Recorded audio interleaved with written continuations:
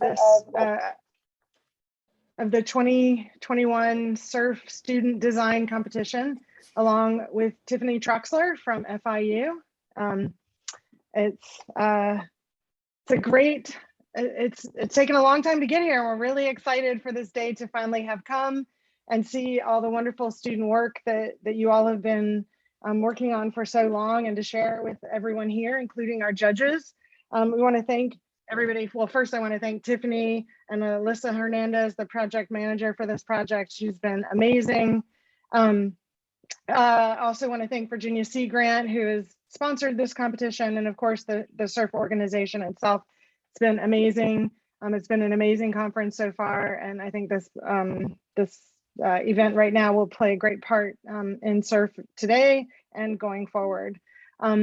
A couple of notes before I start introducing a few more people. For those of you who might have questions for the student teams, we're going to ask you to hold those until we meet at 7:30 in Gathertown for the poster sessions following the competition. The Q&A session in between the presentations is meant for the judges to be able to ask questions. It's a part of the judging process. So please leave that time for them. So I would like to introduce our judges to get started. First up, we have Paul Battaglia from Clark Nexon, who is, I can't see him on my scroll right now, but he's there. There you are. Hi, Paul. Sasha Land from Department of Natural Resources in Maryland. Hey, Sasha. And Robert Twilley from Louisiana State University. Hey, Robert. Thank you all for joining us today to be judges for this competition. You've had a chance to review the reports fully and have already seen some of the work, but now we get to hear it from the students themselves, which is very exciting.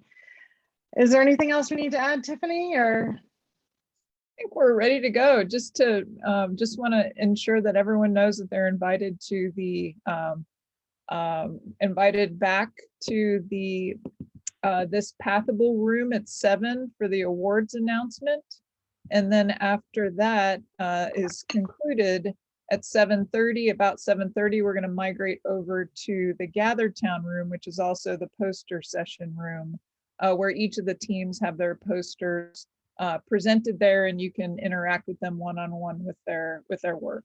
So please, and we'll remind you of that toward the end of the competition, but we'll be returning here after the judges finish their deliberations to start the award ceremony at 7, and then poster session at 7:30.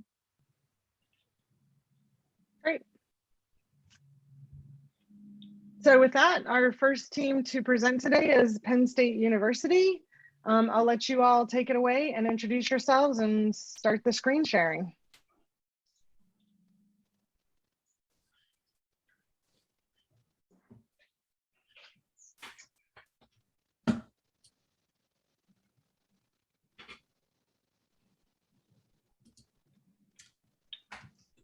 Can everybody see the screen? Cool. All right. Great. Thank you guys. Penn State's honored to be here presenting. My name's Alex Keim, and myself, along with Madison Burrows, we're going to present on behalf of the Penn State team. So the Penn State team had 15 students. We were advised by 2 professors, a TA, a faculty member, and we consulted with 3 outside experts. So we had a large team. We produced a large body of work, and we're going to present a small percentage of it here today.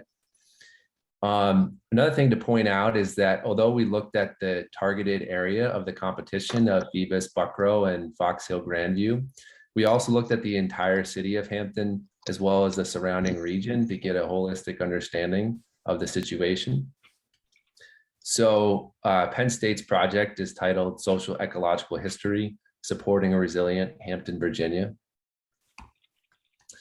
And Penn State's approach was really to focus on the social ecological history to understand the conditions of these in order to inform our analysis and our eventual proposal. The structure of this presentation, we'll first talk about the social ecological history. We'll go over some key points from our analysis, talk about our proposal, which was make way for water, how ecological spaces can make the most out of retreat. And then finally, and possibly most importantly, we'll talk about historical and cultural landscapes, how they can inform adaptation justice, and how it informed our proposal, Make Way for Water. So with that, Madison will jump in on social ecological history. Thanks, Alex. We wanted to look at the social ecological history to get an understanding of how Hampton became what we know it as today. So we wanted to understand the history and culture of Hampton beyond the traditional colonial narrative that we often hear about. These graphics show the relationship of settlement, development, and natural resources in Hampton.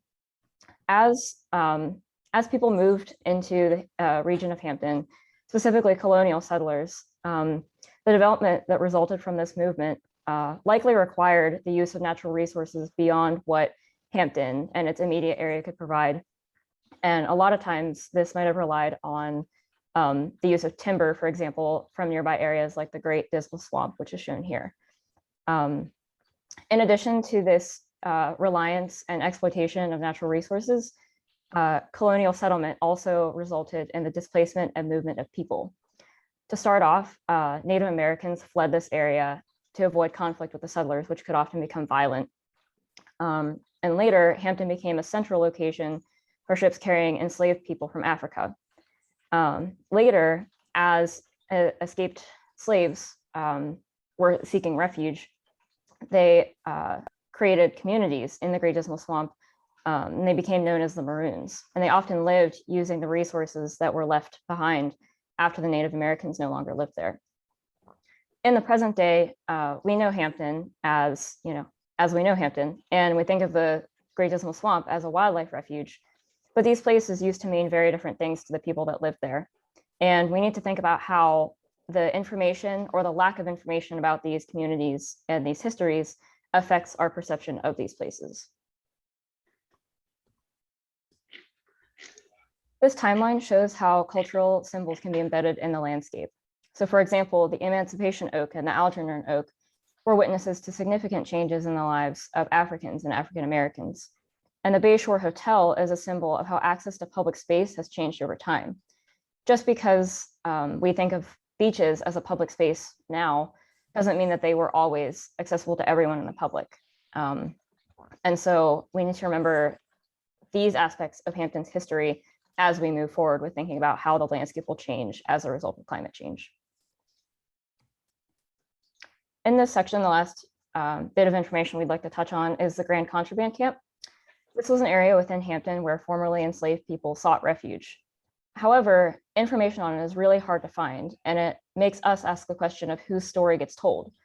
A lot of times we hear the same narrative about colonial settlers, and while this is one part of Hampton's history, it's not the entire history.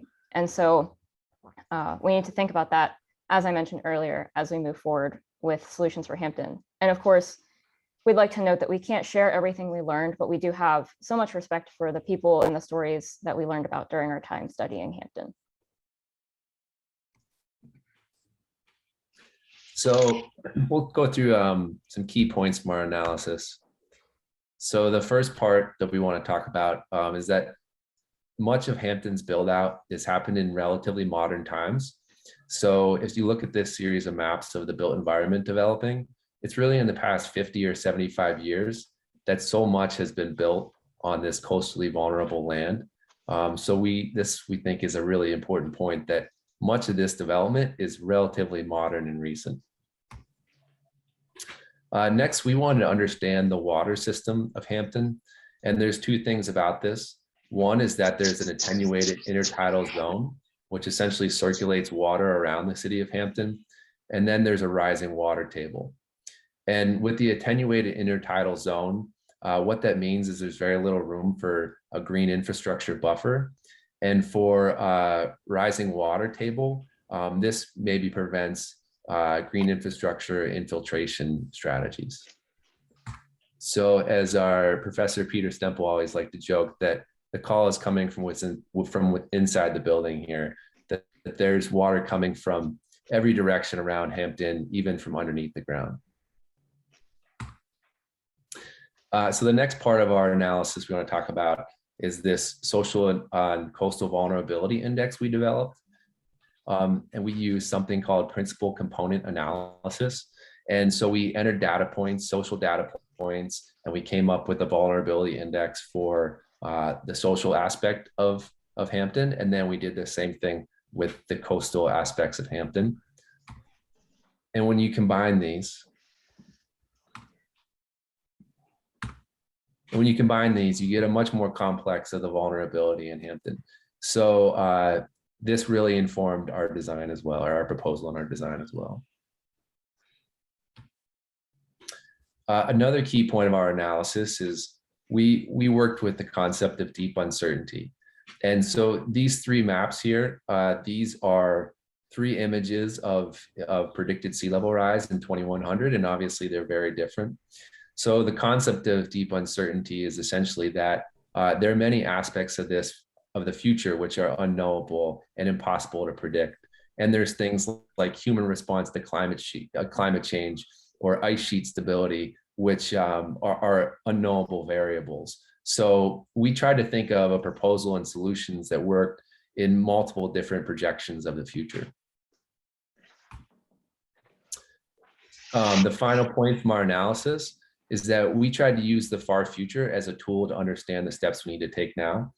And this image is an image of imagining Hampton under the most severe predictions for 2100 sea level rise.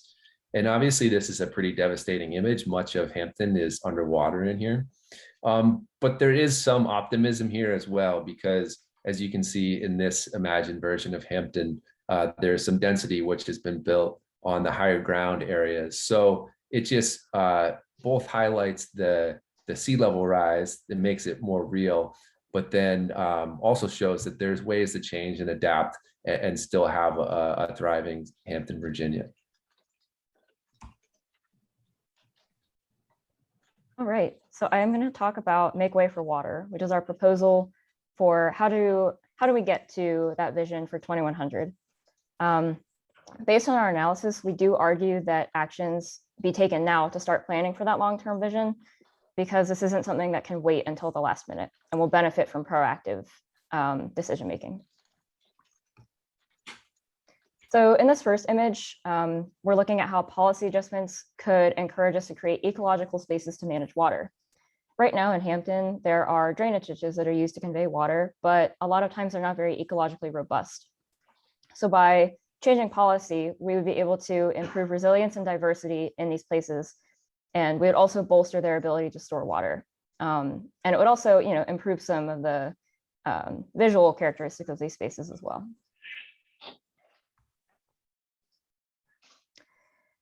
In addition to thinking about how visually our landscapes might change, we need to acknowledge that with climate change comes increasing temperatures, rising sea level, and potentially saltwater intrusion. This is going to result in the change of species.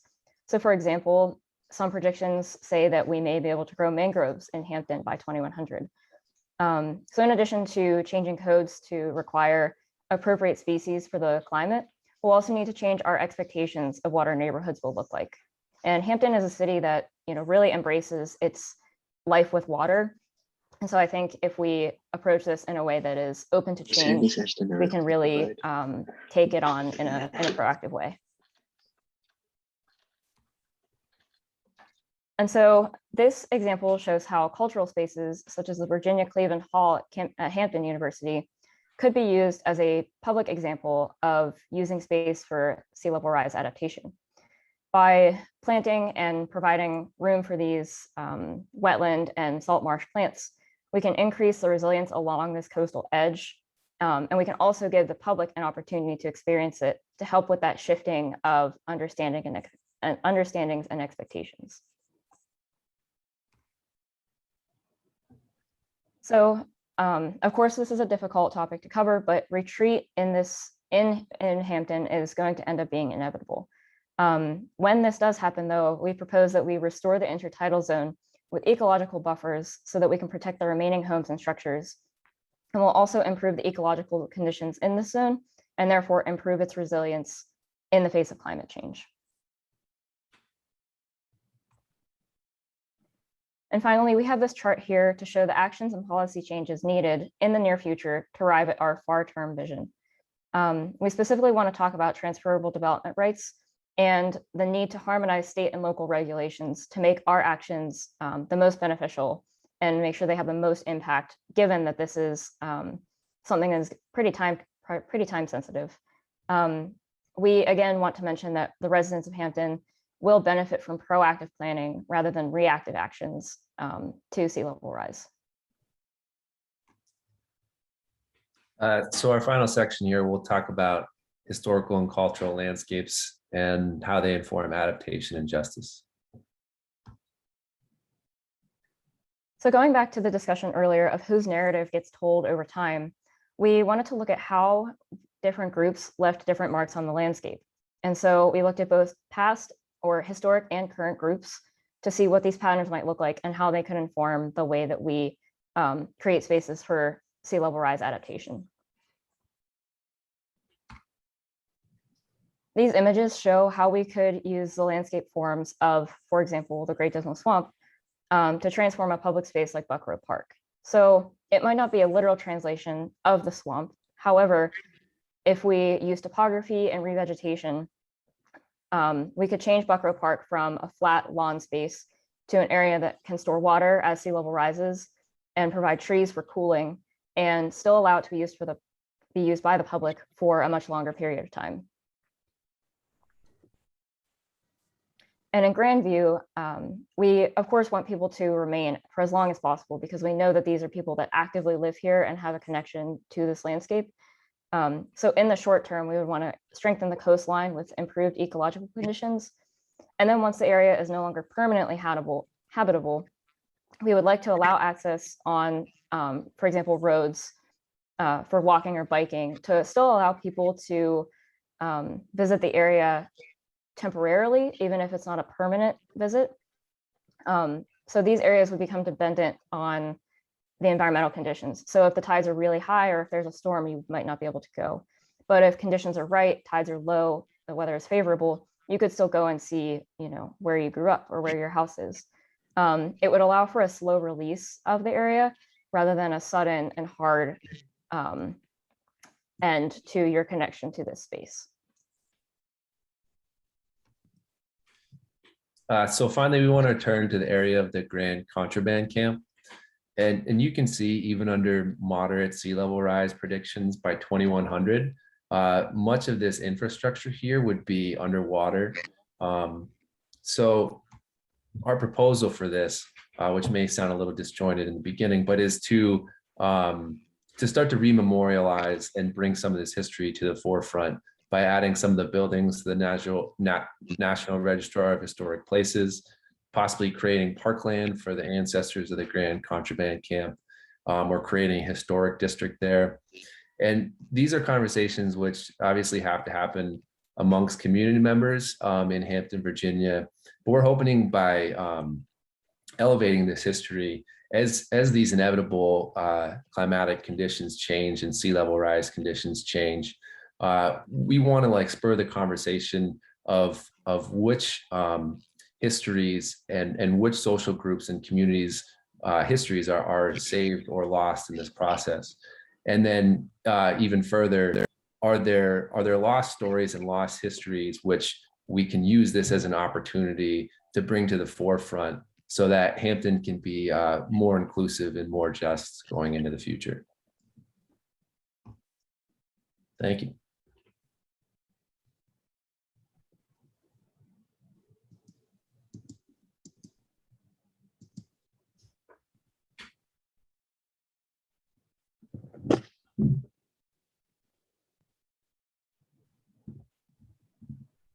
Okay, we've got now it's time for the judges to ask their questions. So judges, please unmute yourself and join in.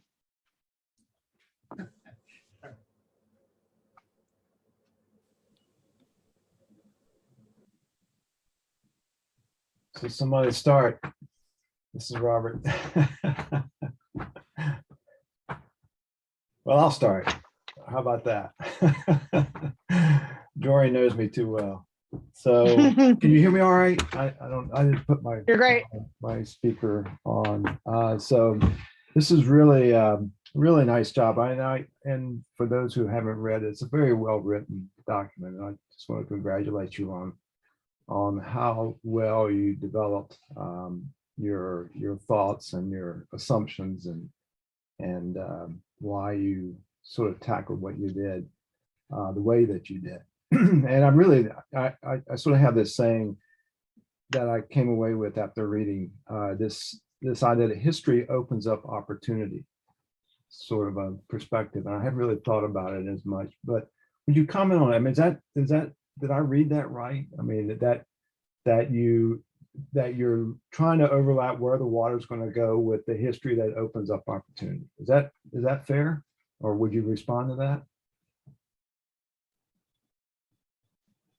Sure. I was going to say that, you know, whenever you're thinking about coastal resilience, it's really easy to think about the environmental and the physical aspects that are going to change. But, you know, whenever you start the entire class by taking a look at the history, it becomes impossible to separate the place from the people that were there and that are there. And so we really could not have moved forward without considering these histories that we learned about. And so I think that was a really important part of informing our design process. And so can Alex, I follow of that course, up with and then I'll stop and open it up to the other judges. Then what was lacking to me a little bit when I finished reading is so do you have a sense of how much water you're accommodating in your analysis? How much of the sea level rise? Let's just take the moderate scenario. Do you have a sense of how much area you can actually open up to accommodate the water that you're expecting? That's a really good question. I don't know that we have like a collective number or a cumulative number. Maybe some of the individual projects, and there was more even though we're in the presentation here, but maybe some of those like the individual design projects would have looked at what is practical and what makes sense with those projections. So the short answer is no, we don't really have a collective cumulative number, unfortunately. Or you know, do you have like a sense of, okay, we think these are the opportunities of real estate that can open up, but we can probably cover 10% or 50% or 75% of what actually will be flooded? You know, something like that. Yeah, there are definitely opportunities there, and we had looked at a few spots for transferable development rights, specifically where there were areas and places where their communities can move and there can be some of these changes can happen.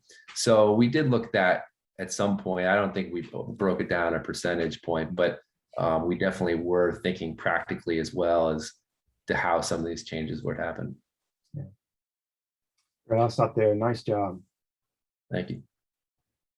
It was nice. Thank you for both the paper presentation that we were able to read in advance and then this oral presentation today. I have a kind of a similar question to Robert. It's not the same question, I hope, but a similar question. So you wrote, for example, about conscientious retreat, right? And this idea of justly relocating people largely through densification onto this particular site. And I'm curious about how much time does that buy us, or how much time does that buy Hampton? You know, if the city were to be resettled or densified the way that you propose, that gets us until when? And while you're calculating what that answer would be, then what's next? Do we use similar tools to move again? Yeah, that's a really good question. So we use the 2100 projection for all those as being that it would work until then. So yeah, I think at that point buys you time to come up with solutions as well, and to build more resilient infrastructure. So it's, 80 years, I guess, from that point. And then with the concept of deep uncertainty and things we don't know how much is going to be the actual sea level rise at that point in time, like that buys us at least 80 years to be having a thoughtful sort of development into the future.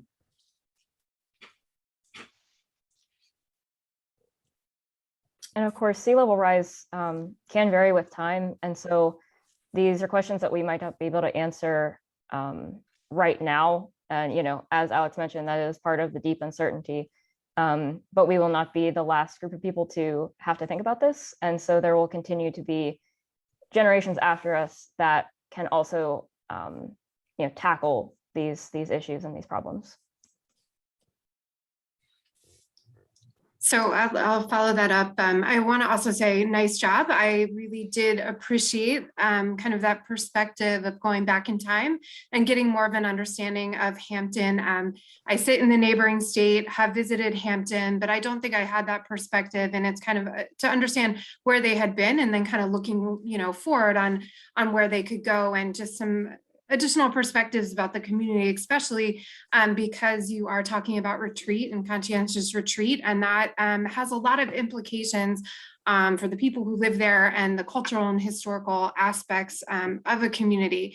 So one of your adaptations was the TDR, but you didn't talk very much, though it sounds like you did some more research on where those actual receiving areas would be. And there wasn't a lot of discussion about how that might be received by present day Hampton. So there may be, specific reasons why you didn't go into that, but just kind of matching your kind of historical research of Hampton, and then maybe through conversations you had with planners or residents, just, maybe speak a little bit to how you think some of the options that you picked would be received by present day Hampton.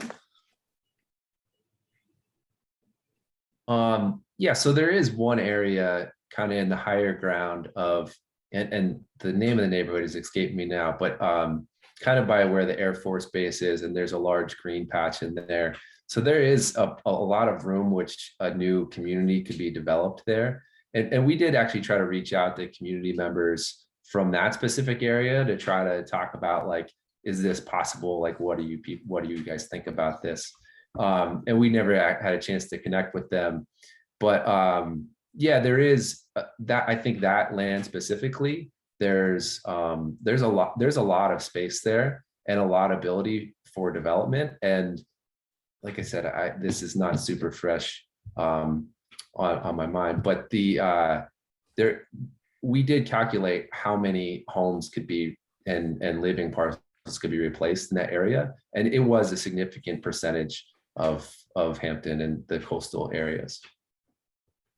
And also, of course, nobody wants to leave where they're living. That's always going to be a difficult conversation to have. So that was why part of our proposal was that we need to start now so that we can do this in a way that it feels planned, it doesn't feel panicked, so that people have time to adjust their expectations for what's coming. Because, nobody wants to evacuate eventually. But for what's practical, really just taking what we can do right now to plan for a future, I think will go a long way in terms of how it's received in the community. And the TDR gives monetary value for people to want to make the change or shift to that area.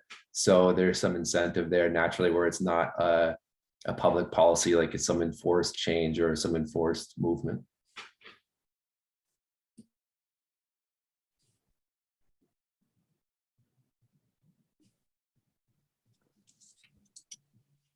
How are we doing on time, George? I can't remember. How long do we have? I have 5 more minutes. 5 minutes? Well, then I have to ask this next question. Of course, your drawings quickly captured my my sight when I saw your mangrove trees. And so I'm curious, and this is getting in the real technical weeds, but so you have a reference for mangroves in the Hampton area by 2100? It was based on temperature and climate projections based on the geographic location of Hampton relative to other places that might be a similar temperature now, which Hampton will likely be by 2100. Okay. So of course there are other conditions that require that mangroves would require, but it's a possibility based on what we know right now. Okay, and a little design technicality. It probably would be black mangroves and not red mangroves, right? Because of their false tolerance. So I have one quick question. So I love this. You invoke deep uncertainty. So you're giving a presentation to a mayor or some council person, and so how do you explain deep uncertainty to them and what it means to your ideas of design? Well, I think what I was trying to get to when I was talking about it in the presentation is that to try to think about solutions that work under multiple possible predictions for the future. So not to assume like one condition is going to happen or another, try to think of things that will work in many different scenarios. That's good. Kind of a follow-on question. So when you're talking to that same mayor and they mention that Virginia is a Dillon rule state, how does that influence any of your thoughts about how and which policies change or can change and how that might happen? I'm sorry, what kind of state? I know, yeah, what kind of question is that? Yeah, no, it's fair. So yeah, Virginia is a Dillon rule state. So the state grants the power if and only if they want to local governments to make changes in policy. And so it means we can't really freewheel at the local level. And so yeah, I'm curious how that impacts which policies that you were proposing might be able to change and how much they would need to be able to change in order to do that. I know our code analyst Lauren Taylor would be able to answer your question outright, but she unfortunately has since graduated and has a job and couldn't be here today. She's working in the Commonwealth of Virginia. So there is a student who knows exactly what you're talking about and has the answer to that question, right? But it's just not one of the three that we have here. If you have a question about the index, though, we have that student here. Thank you. Thank you. I was saying I hope she got a job in Virginia so she can help us with the Dillon rule.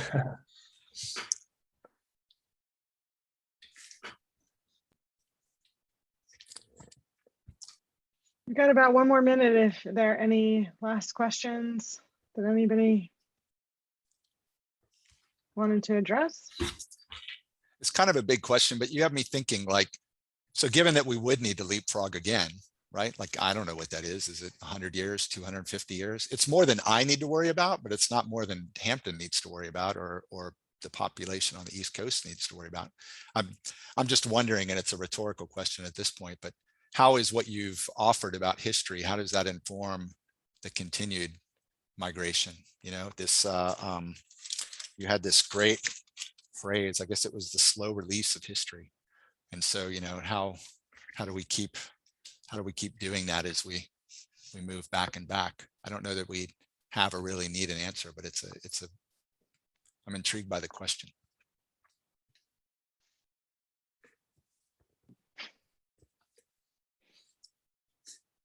Good question, Paul. Probably everybody who lives on the East Coast is wondering the same thing.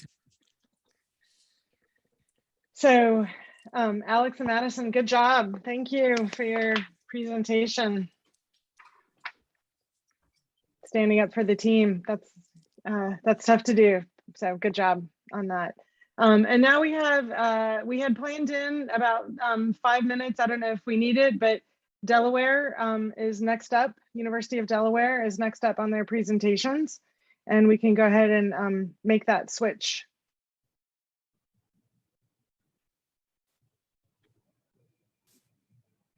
Great, CERF is on it. Excellent. Are you guys ready, Lee and We're Ryan? ready. Or are you? Yep, All right. we're ready. Are you guys ready? Yep, we can go. Share my screen. Okay. Hi, my name is Lee Muldrow. I'm a landscape architecture student at the University of Delaware. I'm going to be representing our team today with my colleague Ryan McCune, who's also from UD.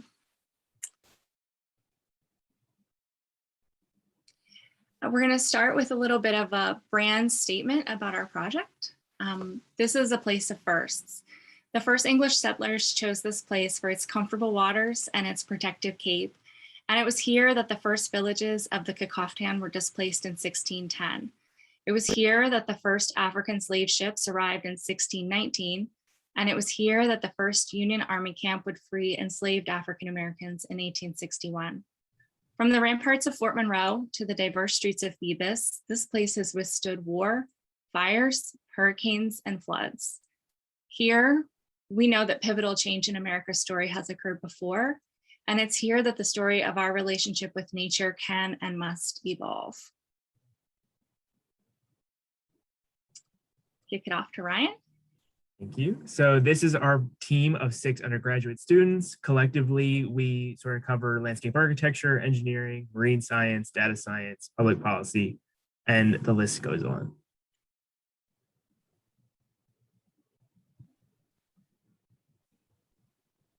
So during our planning process and the design process, we were lucky enough to get to actually go and take a team visit to the site. Through our time, we got a chance to interview with over 19 hours of expert interviews. We looked at least 57 scientific articles, and collectively we've put in over 1,700 hours of student research and design.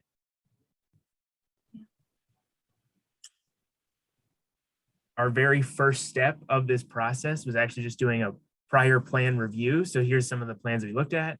I'm looking at things like the capital improvements plan for the city of Hampton. We discovered that a lot of the inland stormwater issues that contribute to compound flooding and a lot of the issues that we wanted to bring into our design have already sort of been covered. So that sort of encouraged us to not just focus on Phoebus itself for the competition, but to consider this coastline of the city of Hampton holistically in this process. During our site visit, we had a little bit of a pivotal moment. We were having lunch at Dead Rise overlooking the Chesapeake Bay, and our view shed was completely filled with cranes on barges as we ate our lunch. And we felt like there was this separation that we needed to address between what was happening actively in front of our eyes and what we were there to design for, which is a future crisis. And I think an overarching theme of this project is that at the University of Delaware, we have started to take the approach that with every project, we absolutely have to consider carbon sequestration, and so that we are always tackling the heart of the problem, which is how we got here. This project is fundamentally based on using the carbon market as a finance tool. So all of the design, all the project designs that you see in the coming slides are all based on a Vera methodology for blue carbon projects. And also we had an opportunity to work with Steph Simpson from the Nature Conservancy, and she shared with us a brand new methodology for a market that they are actively developing to sell resilience credits. So with that in mind, we started the project off by looking at current infrastructure investment. I think the big highlight here is that there's $6.3 billion in traditional infrastructure investment, and there's $13.9 million in resilience-based infrastructure. And as a resilience studio, we're really excited to see that $13.9 million, but there is a wide gap that we feel like could be closed. So again, based on those methodologies that I referenced earlier, we started by examining the human risk, the ecological risk, the economic and environmental policies affecting the coastline of Hampton, Virginia. So we overlaid population density with some of the big risks. So we'll start out with sea level rise, our flood zones, and repetitive loss. I think this is a good news, bad news story. The good news is that the highest density of population is already on higher ground. The bad news is that there's still a lot of people that live in at-risk zones. Then we compared that with the ecological risk. And I think that you can see in the map on the left, the urban pressure, you can see that that wetland at Grandview Nature Preserve doesn't have anywhere to migrate because there's suburban and urban development pushed all the way up against that property. So there's really, it's squeezed between the Chesapeake Bay and urban development. And then you can see sea level rise is the same story, that wetland is at great risk. And then finally, the sixth map, I should say, that we decided to highlight is the water quality map. This is something that the community expressed concern over. So we took a look through the Virginia Department of Environmental Quality. We looked for places where there was SAV potential, like maybe it was right on the edge of being viable in those areas. And that's going to come into play as you see as our design unfolds. We did an extensive coastal analysis looking at a wide variety of things affecting the area. And ultimately, we decided to seat everybody at the same table. We synthesized scientific research, emerging engineering technology, resilience-based case studies. We looked at policy. We interviewed as many experts as we possibly would say yes to us in the fields of resilience, soils, engineering, and carbon capture. And we landed with a 4-layer approach that addresses the need for coastline protection that is regenerative and adaptive. And we're using the global carbon market as a finance tool to kickstart that. So what we're going to talk about today is 4 different treatments: a 600-acre protective barrier island, 37 fully living oyster reef breakwaters and seagrass beds, a restored and constructed historic wetland, and a citizen-driven carbon sequestration program. We're going to start in the north with what we're calling Grandview Barrier Island.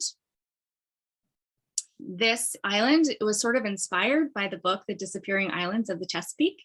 And it's actually sited on the location of a former dredge dump site that we were able to locate through some older USGS maps. It's a newly created 600-acre reclaimed dredge barrier island that is fully vegetated, and it is protecting approximately 677 acres of the Grandview Nature Preserve. Because of its remote location, we also thought it would be a great opportunity for remote weather and climate monitoring systems, and perhaps even the development of an early warning system for the community so that they can make really informed storm preparedness decisions in the future. So as we go through the rest of our design, we want to really share some numbers to help tie things together. One thing that we found in our research was it was surprising how little of the millions of cubic yards in the US dredge annually are actually reused. So this barrier island would be reusing 29 million cubic yards, which just itself would be saving $40 million in storage savings for those dredge spoils. And then we did a carbon sequestration calculation and figured out that this would sequester about 541 metric tons of carbon annually. I think it's also worth noting that our point source for the majority of the dredge we're suggesting is pulled continuously out of the shipping channel just south of Fort Monroe. So we also did a modeling analysis. This is the existing shoreline. This is that shoreline with 1.5 feet of sea level rise. You can see that the wetland begins to become inundated by 2050. And then with an intervention that includes not just a 600-acre barrier island, but also sheltered eelgrass beds and shoreline replenishment and protection. We've heard from the community that the nor'easters are the worst for them. So this barrier island would give a large shelter to that Grandview Nature Preserve that is so important to the city. We're going to move on to Buckrow Breakwater, which is the historic public beach. And also for the city of Hampton, we feel like this is a very high value area for their economic tax base. This project is focused a little bit more on the resilience credit side of things because this directly addresses human risk. So in this situation, we're looking at, it was inspired by historic Virginia oyster middens. And we're looking at 95 acres of oyster habitat that's capable of filtering 2.3 billion gallons of water per day. And it also would provide a clean and sheltered zone for roughly 588 acres of eelgrass meadow. Right? Yeah, so one thing that we really want to take advantage of is advancing technologies. One of them being additive manufacturing, 3D printing. And our goal was, in this case, for these Buckrow breakwaters, to instead of using the former and standard armor units, to replace those with these 3D printed biomimicked living breakwater plates, which would be able to be textured and provide a better catalyst for habitat forming. So then looking at sort of the breakwater design, it's very much like a typical rubble mound breakwater. We're hoping to use, again, more dredge reuse, as well as using recycled concrete as the larger aggregates, and then eventually laying these interlocking 3D printed plates on the outside and providing that habitat. Here's looking at those numbers graphically. So again, this is going to be using dredge spoils. This would use about 968,000 cubic yards. This would also produce 588 acres of SAV habitat and 95 acres of oyster habitat. Those oysters would sequester 50 metric tons of carbon annually, as well as filter 2.3 billion gallons of water per day. And then the SAV beds would sequester another 28.6 metric tons of carbon annually. I think it's worth saying that as we were working on this design and this project overall, we understand that we don't have a crystal ball. So if the estimates are over or under, by providing this catalyst for actual living ecological processes, these breakwaters continue to function both ecologically and structurally, even if they do become overtopped before the year 2100. But it's worth mentioning that we did design them to withstand a 100-year storm event in 2100. So we used the FEMA flood insurance study and picked the two most severe transects on those predictions, which actually do cut directly through Buckrow Beach. And then, so these are designed to be non-overtopping the entire way through 2100. And then we also did the same sort of modeling. You can see current sea level. Then you can see the 1.5 foot sea level rise, which doesn't look particularly menacing. But then when you add on to that a 9.5 foot perfect storm event, you can see that there's massive structural damage from that wave energy coming on shore. And then you can see with the intervention of a living breakwater, what is really happening here, it's not that the properties wouldn't get wet that are on shore, it's that we would be reducing that wave energy. The horsepower equivalent of a 9.5 foot storm event coming at the perfect time is approximately 1,700 Ford F-150s hitting the shore over and over and over again. And a conservative estimate is that we would be able to reduce that to about 70 Ford F-150s. We're going to now move down south to the Fort Monroe wetland restoration. This project really focuses on the historic wetland that did once exist inside the barrier island of Fort Monroe that has been degraded to a very small amount at this point. You can see in orange, there's an outline of that historic wetland. So this project proposes restoring and growing that wetland to approximately 317 acres. It uses a biodegradable oyster substrate edge from Niels Lindquist in North Carolina. And it also supports, a roughly 35 acre eelgrass bed. And we're also looking to maintain that navigable recreational waterway for the community to use because it's so important to them and they love living on the water. Yeah, so once again, looking at the numbers, these oysters would filter about 264 million gallons per day. The SAV beds here, about 18 acres worth of eelgrass would be about 0.87 metric tons of carbon. The oysters, 5.78 metric tons. But the real kicker here is the restored and constructed wetland would be sequestering about 207 metric tons of carbon annually. So we did some modeling again. You can see this little segment of the wetland is pretty much all that still remains. And then of course, by 2100, or by 2050, it's gone. But then with a proposed intervention of restoring that wetland and even growing it, you can see that this is a main protective barrier for the city of Phoebus and for that community. And then reestablishing those living shorelines on both sides, which we know was just put into Virginia law in June.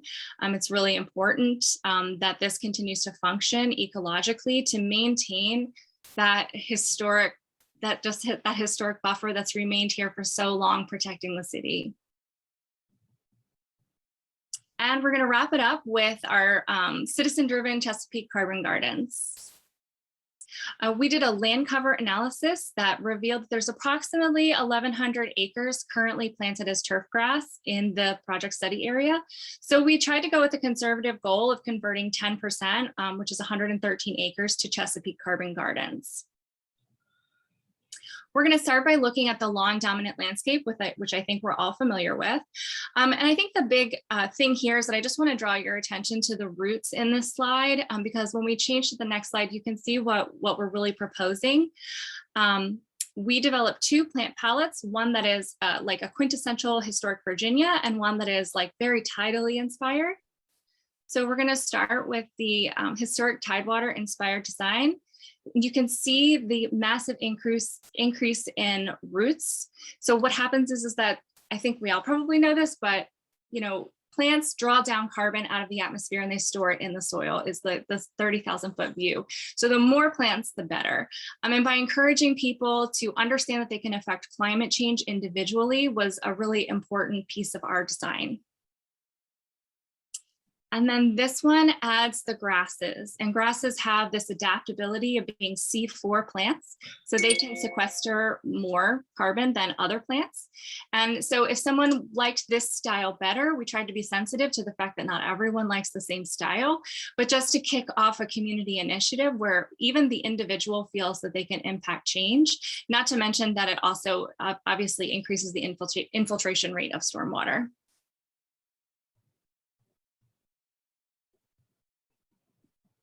So just to sum all 4 layers together, looking at carbon sequestration, because that is how we want to be drawing our economic driver for this. These all solutions, here's just the calculations, all total just shy of 1,400 metric tons of carbon sequestered annually.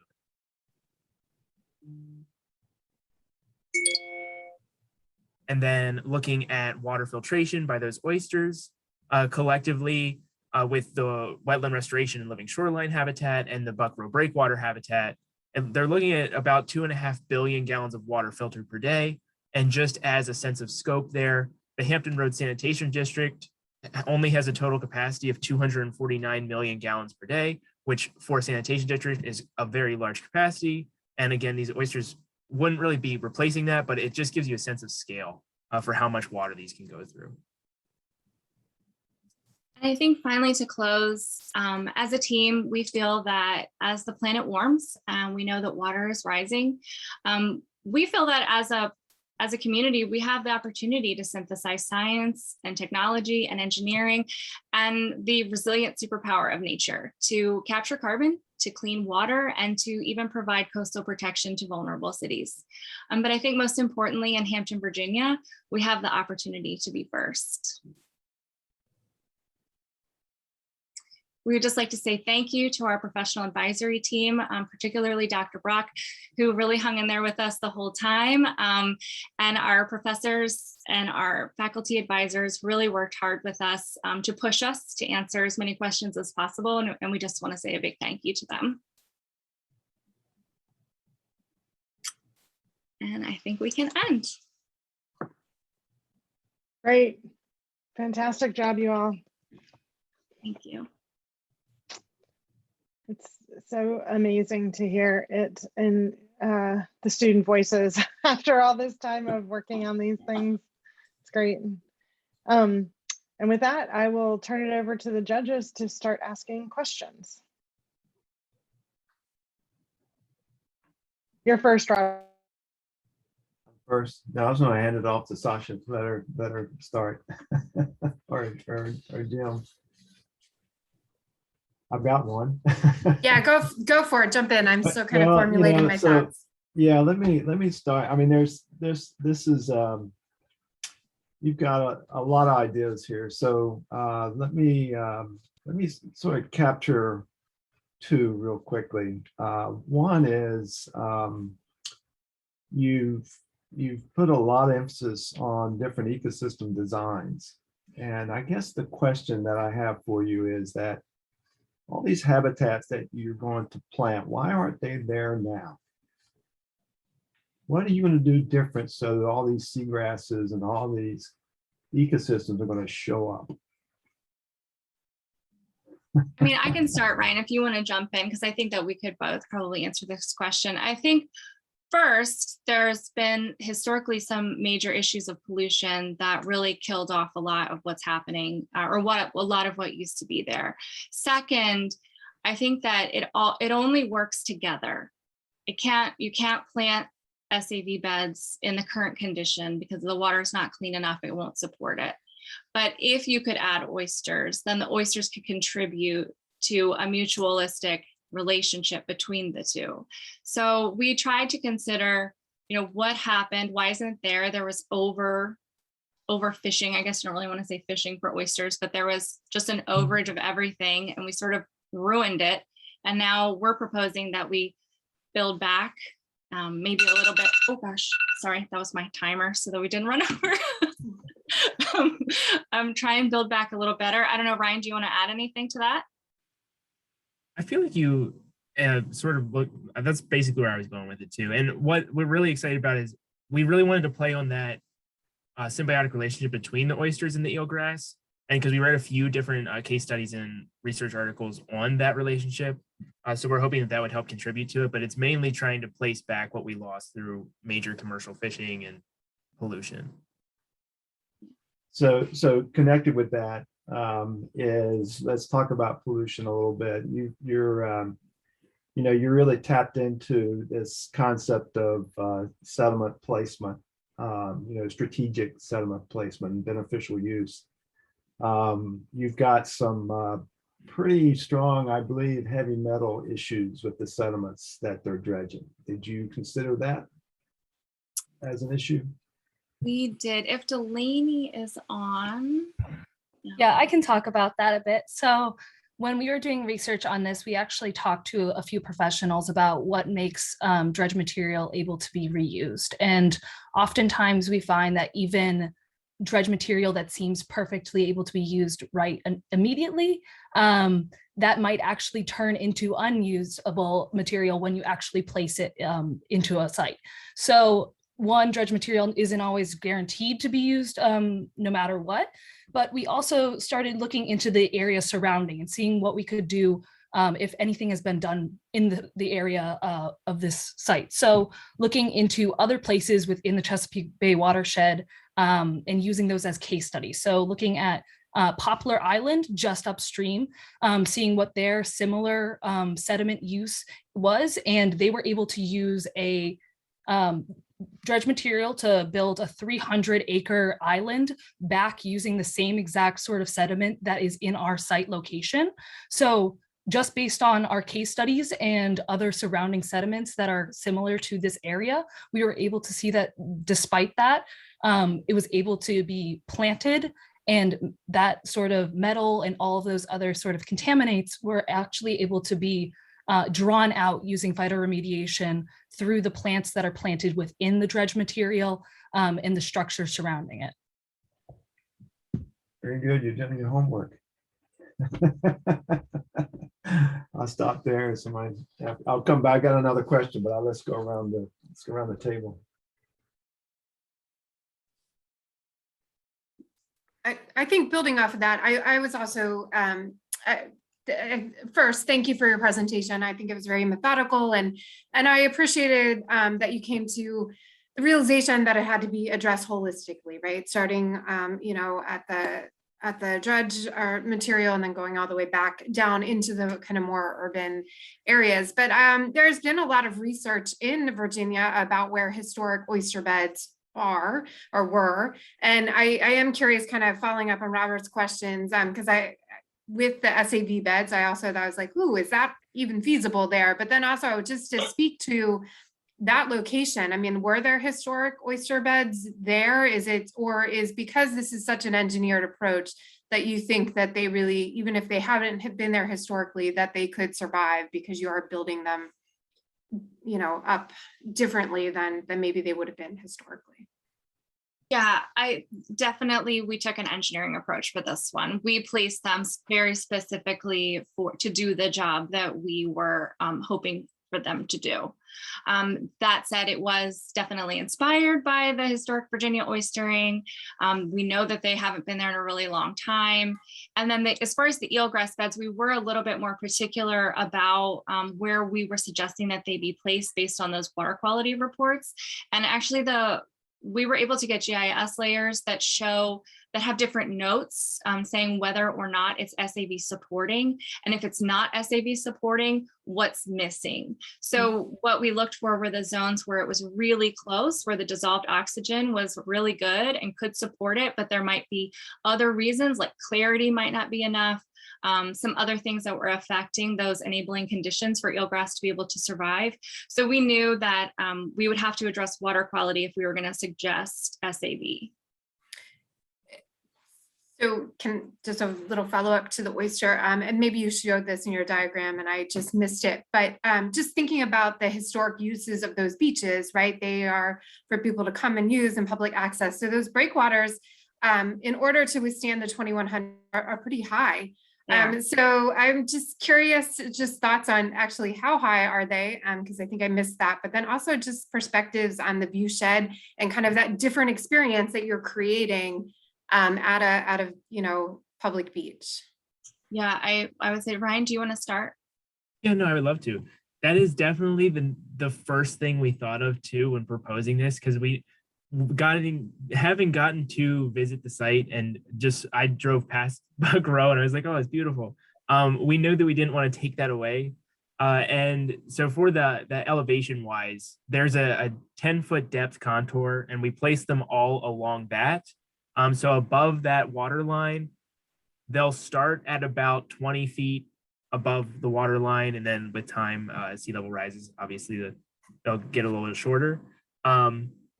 And that's mainly because with such high significant wave heights, it also had to be very tall.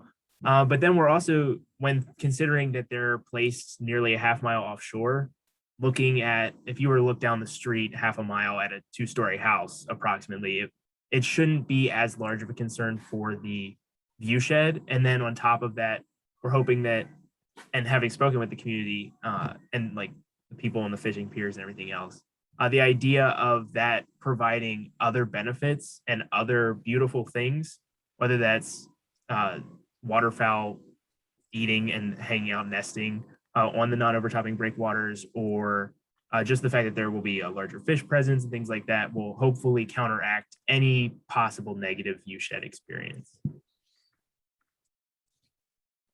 Yeah, I would just second that. We understood that when we designed this, that it would not be ideal for the view,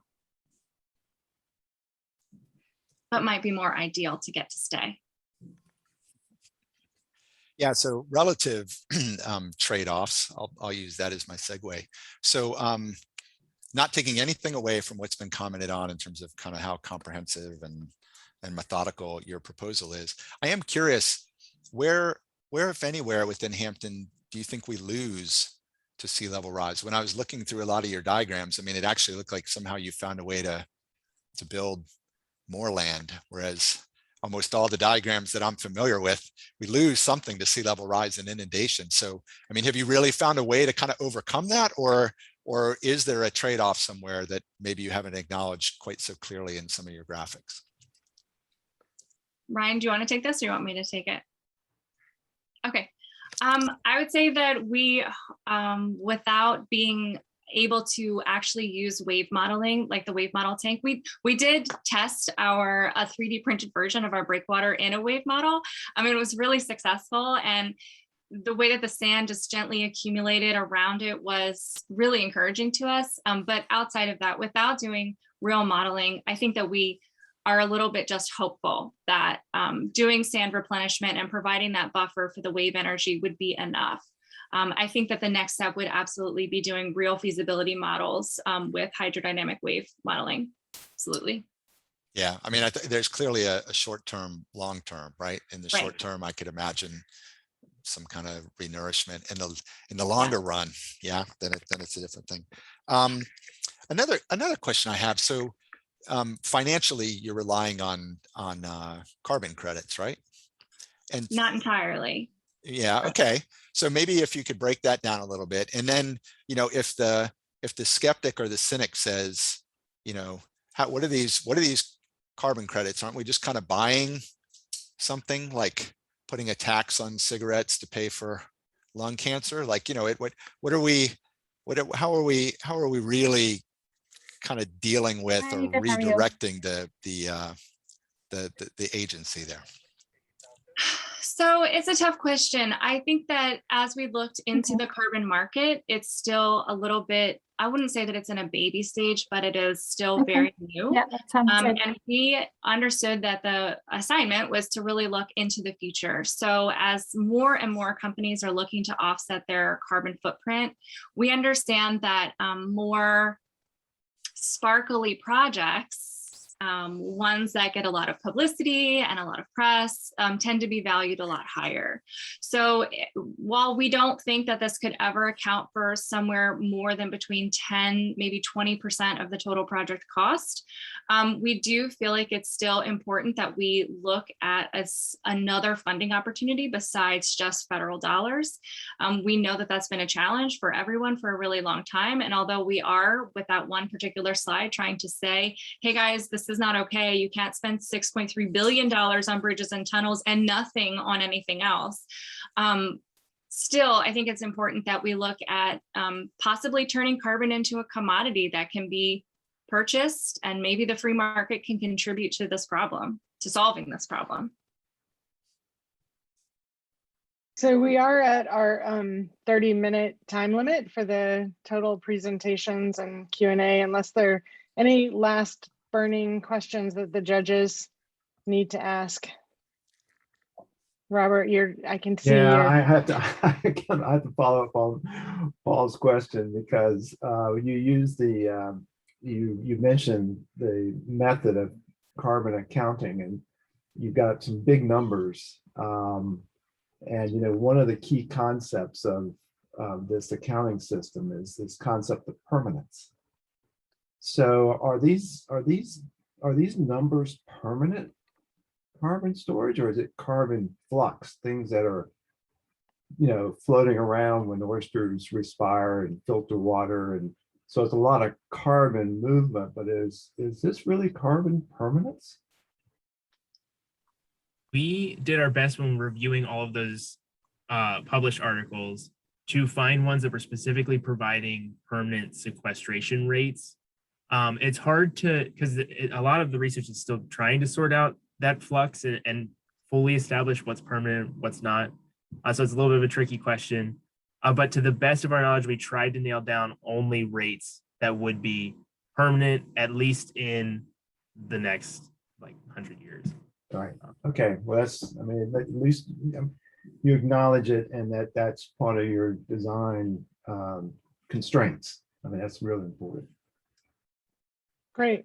Again, good job, everybody. Good questions, judges. Thank you, everyone. Thank you. So we have in our schedule that we will take a break right now until 4 o'clock. And to keep with our schedule that we've already distributed to everybody, that's where we're gonna stick with. So if everyone could take a break and return at 4 o'clock for Virginia Tech's presentation, maybe a minute or two early would be good, so that we're all back here in time. Thank you, everybody. 100, and make sure that your correct name and affiliation, if you're one of the students or faculty members, is showing up next to your name.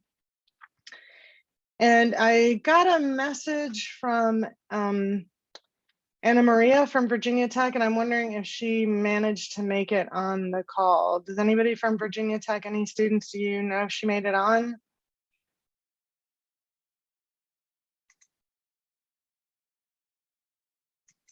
Anyone? It looks I like don't think that she's here yet. Yeah. I'm sorry, what was that? Sorry. I don't think that she's here yet. Have you all heard from her?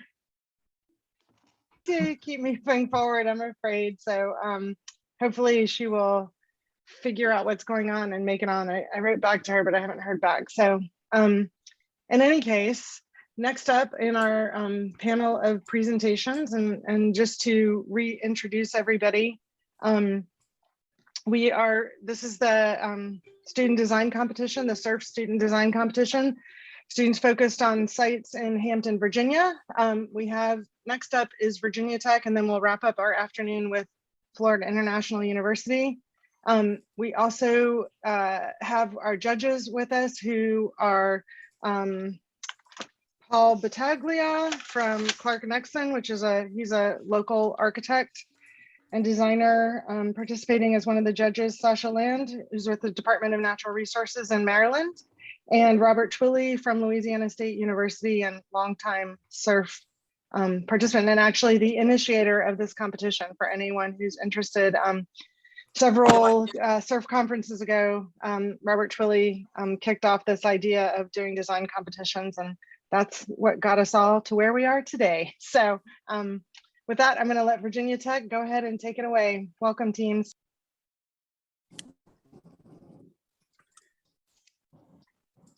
And you all need to share your screen, whoever's starting that. Yeah, I can share. Can everyone see this? It's all good. All right. Hello, everyone. Welcome to our presentation for Advancing Towards a Resilient Hampton 2050 by supporting population mobility. My name is Jack Gonzalez. I'm joined in this team by 7 other students and our 4 faculty advisors from our Geography Department, Urban Affairs and Planning Department, and Agriculture and Applied Economics.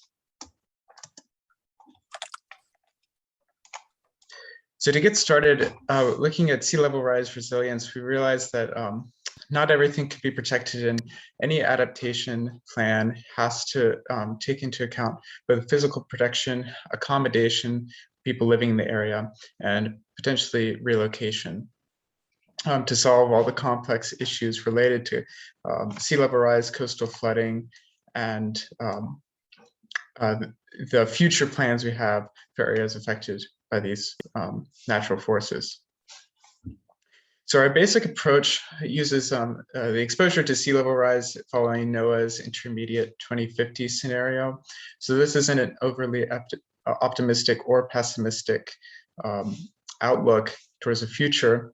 And this uses the elevation data and sea level rise predictions using mean high water levels forecasted for 2050. So that is the average high or high tide in a given day.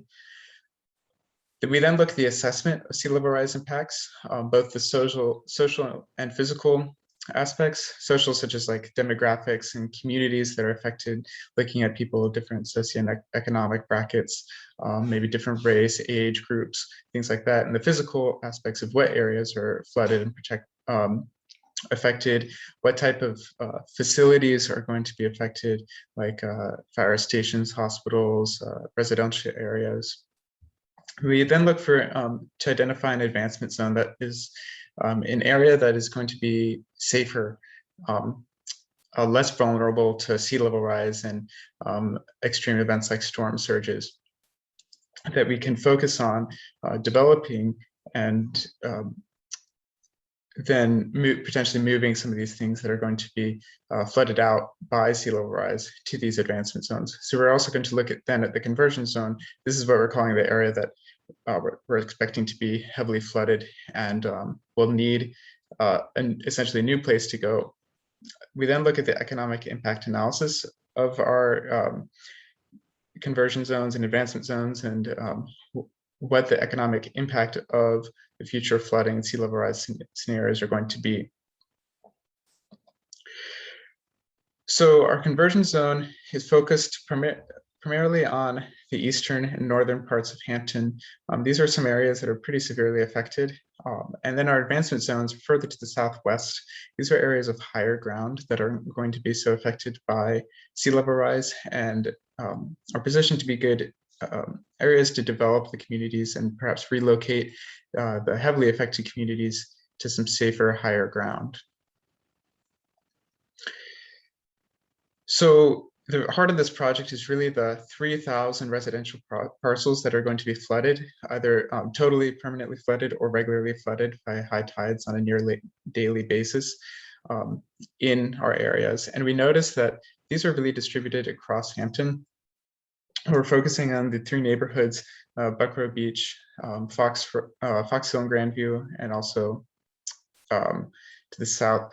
So these are almost all residential parcels. There's also a few commercial, industrial, public, and government parcels, but the heart of our project really is providing a pathway for these over 3,000 households to relocate within Hampton, while also preserving as best we can any established communities that may exist.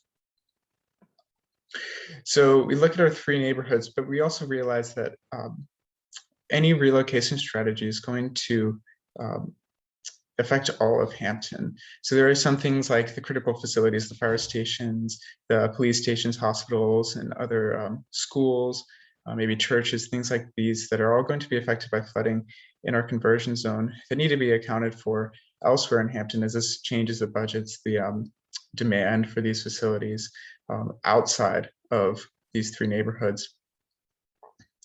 So while our plan does include and kind of focus on these 3 main neighborhoods, it also affects all of Hampton, the changes we make here, because people are going to have to go to, say, higher ground, which may not be available in these 3 neighborhoods, especially in the north and Grandview and Fox Hill. There's not much high ground, it's very low lying, a lot of wetlands and marsh. So our strategy for the areas we identified as advancement zones was to augment Hampton's already existing master plans, which call for densification and mixed use growth to create more vibrant, walkable neighborhoods and foster economic development. However, we wanted to add an additional layer of prescription as to where this densification should occur, given the risks of sea level rise and other coastal hazards. Giving priority for the residents that would be displaced by sea level rise, we also wanted to match proposed development with the socioeconomic profiles of those residents in the conversion zones in an effort to ensure that new development would be both affordable and attractive in an effort to preserve the sense of community among longtime residents of Hampton. Here is where we present our overall method. The following slides should be taken as more of an illustration of the approach, which is to identify and redevelop underutilized parcels within each advancement zone, increasing density in those areas and diversifying the existing housing typologies. In these areas, we targeted industrial properties, brownfield sites, and vacant parcels. And within these locations, we suggest a mix of low-rise, mid-rise, and high-rise developments, as well as a few townhouse communities. From our calculations, in which we assumed floor area ratios as well as per resident square footages, and through matching housing types to those likely preferred by the previous residents of the conversion zones, we estimated that the Phoebus advancement zone could accommodate approximately 1,600 residents, downtown Hampton 1,100 residents, and Coliseum Central 440 residents. And according to our demographic analyses, we projected that these displaced residents might prefer to downsize in the future, given current market trends and the aging populations, specifically those from Fox Hill and Grandview. So therefore, we planned for more multifamily townhouse and condo housing types than single family homes. The identification of the site in Phoebus was based on the existing business strategic plan. However, we suggest an expansion in scale. We also suggest the addition of a waterfront park and that connections to Hampton University and the Veterans Hospital be improved in order to strengthen the sense of place for this new development. And this is a massing study of the same area, which shows the corridors of Mellon and Mallory Street. The yellow areas indicate where mixed use development could be encouraged, and the green areas indicate where medium residential development is possible in order to promote a strong, attractive core and a walkable neighborhood. The building style should respect the historical heritage of downtown Phoebus, and special care should be made to preserve the existing historical buildings, such as the theater in this area. And we calculated that a total of 1,600 units could be accommodated within this advancement zone. For downtown Hampton, we identify the brownfield sites near the old railway, and we also suggest a walkable community here and the addition of parks on the former rail yard to attract residents. Connections between downtown Hampton and Hampton University could also be made here, and a total of 1,100 units could accommodate or could be accommodated at this site. And finally, we identified a site at Coliseum Central for redevelopment. This would be a more car-centric community with parks on New Market Creek centered around Coliseum Central Shopping District. It is adjacent to a floodplain, so within this advancement zone, we would need to ensure that there's enough green infrastructure and adequate drainage of the site. And we calculated that 440 units could be accommodated here, likely being lower density single family homes that would be more attractive to the current populations in Fox Hill and Grandview. As we began to look at the conversion zone, we had a variety of factors to consider that would simultaneously benefit the community of Hampton as well as the natural ecosystem. Our focus on the community was based on business and recreation. New opportunities on improving outdoor accessibility in parks and beaches is part of the culture of Hampton, and we wanted to maintain and create new access to outdoor recreation. Keeping current beach and water access, as well as creating new opportunities in the conversion zone, is both attractive to the citizens of Hampton as well as visitors.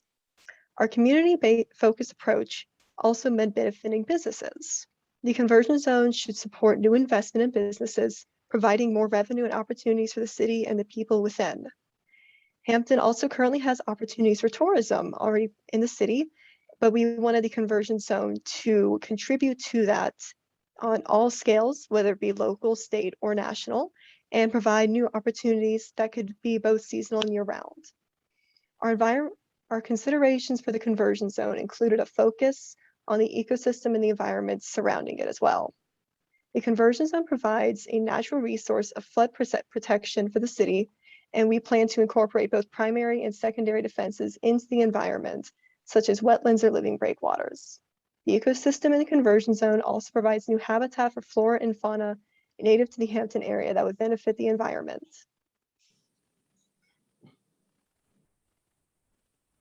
With all of this in mind, there are many key features in our plans for the conversion zone that continue this community and ecosystem balance. The addition of breakwaters would not only protect the beaches of Hampton, but they would provide a habitat for aquatic life and stabilize the shoreline already present. We wanted a feature of this conversion zone to be able to keep some of the existing beaches, as these are a unique feature of the neighborhoods such as Buckrow Beach and Salt Ponds. We also planned for natural movement of wetlands that offer more protection from future flooding in the northern areas of Fox Hill and Grandview. However, our biggest focus has been on the community, and the features created in the conversion zone reflect that. First, we developed plans to develop new recreational areas that would keep the heart of the community of Hampton alive by connecting the advancement and conversion zones together, as well as creating connections between the three existing neighborhoods. This connection not only provides new recreational areas and ways for people to get outside, but it gives Hampton a dedicated infrastructure for safe and easily accessible paths through Hampton. These trails would not only be accessible and well connected, but aesthetically pleasing and very forward-thinking. With solar canopies installed above the trails and parking lots, clean energy is generated for the trail and potentially nearby communities. These trails would also be year-round and include shading elements that protect them from the summer and deal with urban heat events. The multi-use trail would bring social, economic, and natural benefits to the city of Hampton. It benefits the physical and mental well-being of the community through safe, public access to dedicated multi-use trails and opportunities for new and existing recreation opportunities. Economically, a new trail like this would bring plenty of benefits. Many cities already have multi-use trails like this as a tourist pull, and a trail like this would likely increase property values of real estate nearby. This trail would also increase more foot traffic throughout all three neighborhoods and the advancement zone, increasing the chances for new businesses and investment around the trail. With the addition of the solar panel covers along the trail, it would be a source of energy production, leading to lower maintenance costs of the trail itself, and potentially some of the energy created goes to the community. Finally, the trail could be incorporated into flood protection around the city, and such as new buffers or water storage, which couples it being good for the safety of the city from flooding. By creating a new trail for the three neighborhoods of Hampton and the advancement zones, we are not only giving a devoted infrastructure that contributes to creating a walkable community, but it invigorates the economy of the three neighborhoods and creates a unified community throughout this dramatic change. Users could start off in Phoebus and Fort Monroe, from the National Monument to the shops in Phoebus, and then from there walk along the shorelines, along the trail, and go up to Buckrow Beach and Salt Ponds, invigorating the community and businesses around it. There we have plans to preserve the historical beach, combining the old and new together. Businesses present in Buckrow and Salt Ponds would benefit from the increased foot traffic throughout the area. And finally, in the Fox Hill and Grandview area, our plans to help create more community spaces and preserve the community history. Having well-lit boardwalks, walking spaces, and gathering areas, people left in the area or visiting would benefit from this safe place. With that, up in Fox Hill and Grandview, there will be a creation of an education and heritage center similar to the Brock Environmental Center in Virginia Beach. This would be flood resistant and zero carbon, and people would be able to learn about the environment and the history of the Fox Hill and Grandview area, as well as beyond.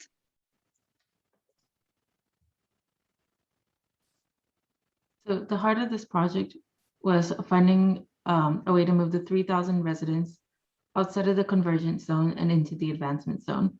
So for this project, we conducted a cost-benefit analysis of implementing the adaptation plan. To do this, we evaluated the costs and benefits of no action against the costs and benefits of taking action. The first analysis was a no action scenario, which considered only the costs and assumed that no actions were taken to prepare for 2050's projected sea level rise. It showed the expected costs of the inundation. The second analysis was the action scenario, and this calculated the costs and benefits of relocating residents from moving out of the inundation zone and into the advancement zones. This analysis showed the benefits above and beyond the no action scenario. Both economic analysis considered only the direct impacts of flooding or action, so no trickle-down effects were considered. Also, both analyses were calculated using 3 different timescales: a starting point or SP scenario, which assumes that all losses and gains are to happen in 2021, an intermediate point or IP scenario.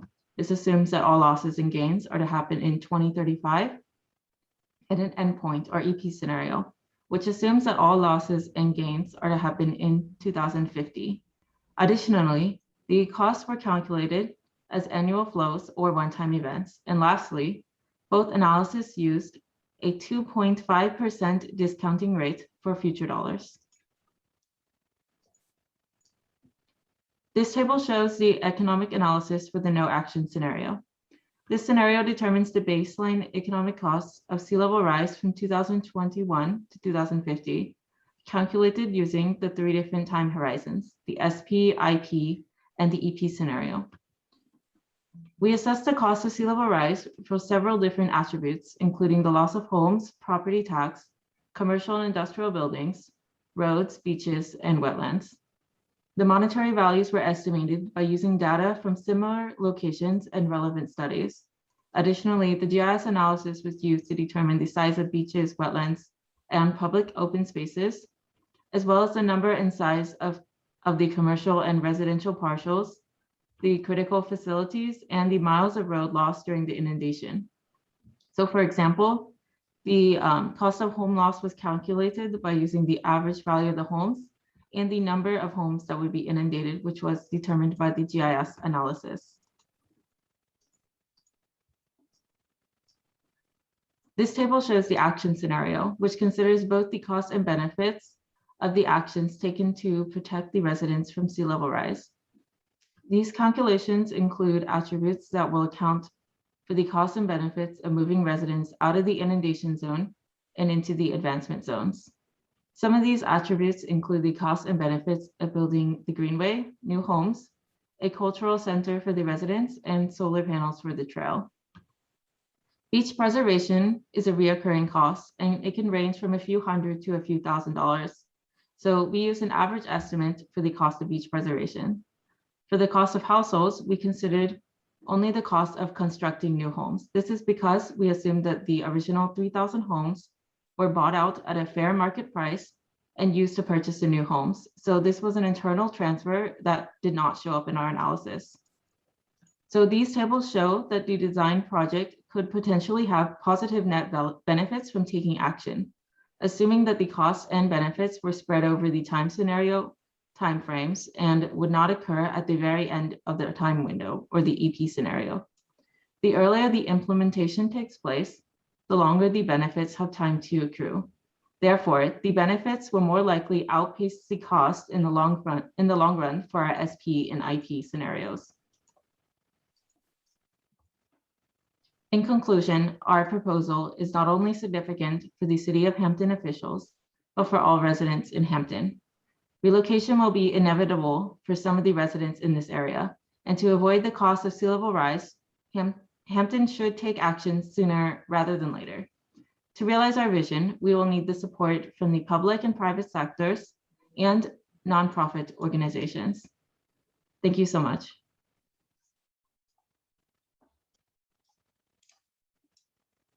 Do you have any questions?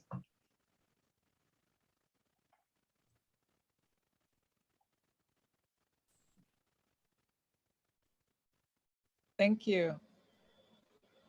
Thank you. Yes. We will, when we get the judges all centered up here, we will let them start asking their questions. Thank you all. Great job. Good job, team.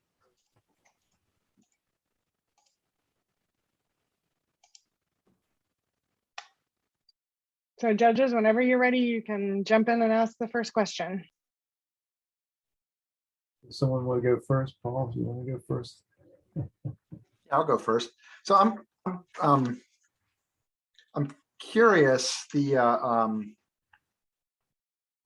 advancement zones, right? So I'm curious of two things. One is just kind of the question you've heard me ask some of the other groups, but they're safe until about when? And then the other question I have is, what is kind of the criteria that establishes or sustains the relationship between the conversion zones and the advancement zones? And what I mean by that is, it seems like you're kind of trying to break even within the city of Hampton itself, but how close or how far away can the advancement zones be from the conversion zones, or what would drive what seems to be your preference, which is that of proximity? So from a physical standpoint, the ground elevation is the big difference between our advancement and conversion zones, and for that directly affects how they're affected by the sea level rise forecast. So they're safe at least until, I believe, 2080 or 2100, still within this intermediate sea level rise scenario. Mm-hmm. So that was our primary criteria for how we select these. And there are also already kind of somewhat vibrant community centers that are central to Hampton as a community and well poised for future development. They have that capacity or potential capacity for us to add, these housing units, stores, and things to accommodate these people who were planning to relocate. Okay. Yeah. So I mean, I get that in terms of some of the characteristics of the advancement zones. Thank you. And then in terms of their relationship to the conversion zones, I mean, it looks like largely you looked within the boundary of Hampton, right? But to ask my question a little bit differently, how far away could they be and you still consider them conversion zones? For example, is any of the territory on the eastern shore or further in the northern neck?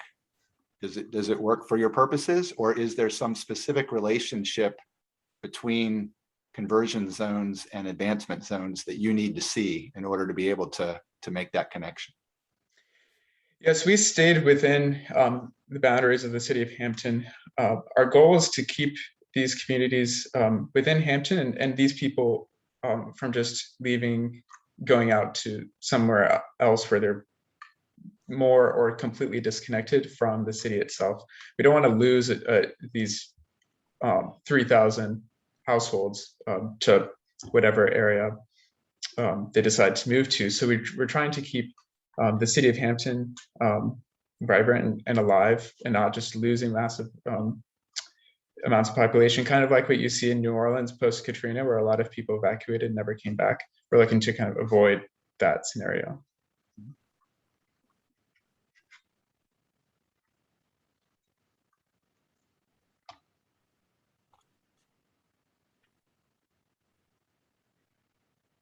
I guess sure, I'll jump in. I was just, could you speak a little bit more in those conversion zones and recognizing that you're looking only till 2050. So you spoke a lot about the opportunity for investment and businesses within that conversion zone. But those aren't very long windows for those businesses. So can you just speak more to that recommendation or the assumptions that you build in to what businesses do you see there? Why isn't there that same investment kind of in the advancement? Or it just seemed like there's a lot of emphasis on that buildup of businesses within the conversion zone. Yeah, I can speak on that. So even though we have this area, the conversion zone areas that we flooded, some of those parcels that we calculated, they were only going to be like partially inundated, or we're going to be subject to only storm surge. So those parcels are still usable for investment. And because of the fact that this trail is very large, people that are already walking on it would be fine probably with walking only a couple blocks off. And those areas could still be, some of those areas that are outside the conversion zones, but still in a close proximity to it, could still benefit from it.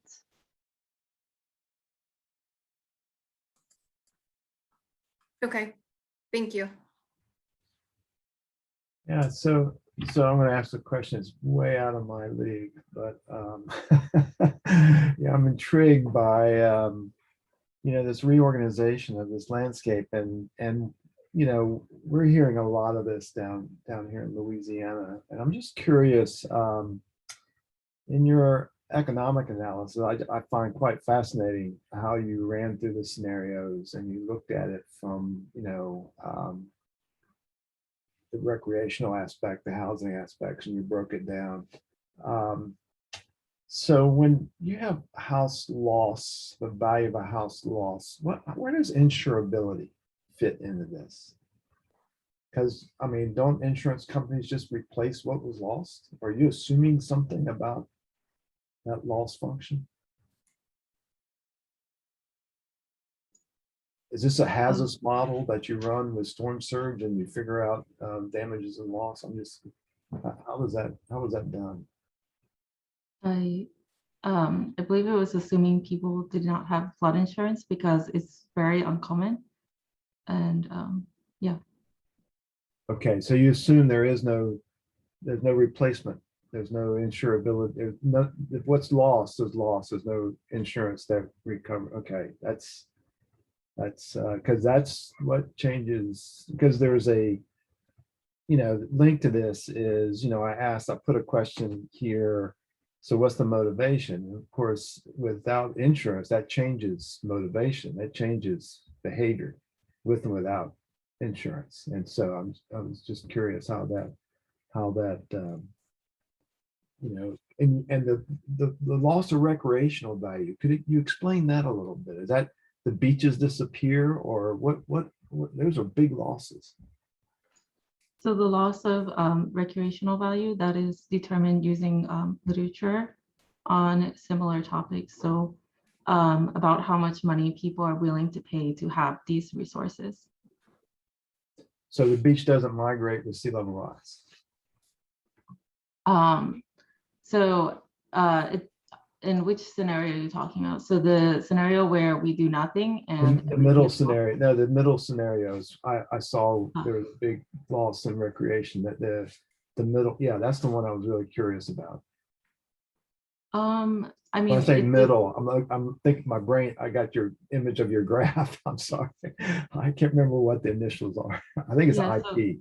Yes, that's correct. It's the intermediate scenario. So I mean, in this area where there's like a lot of hard structures, there isn't much opportunity for beaches to migrate upwards. And so that's why we factor in also the cost of beach restoration, and that is a reoccurring cost that these people have to incur. on like a certain basis. Yeah, I guess one of the things I found quite fascinating is, and again, this is something that relates to our situation here in the Delta, Mississippi River Delta, is, what happens to the land that's vacated? Now, how does that turn into an asset? And this idea of you have ecosystem benefits and ecological adaptation. I mean, and I wasn't quite sure where that fits in your design, except for maybe that's what's really happening in this vacated space.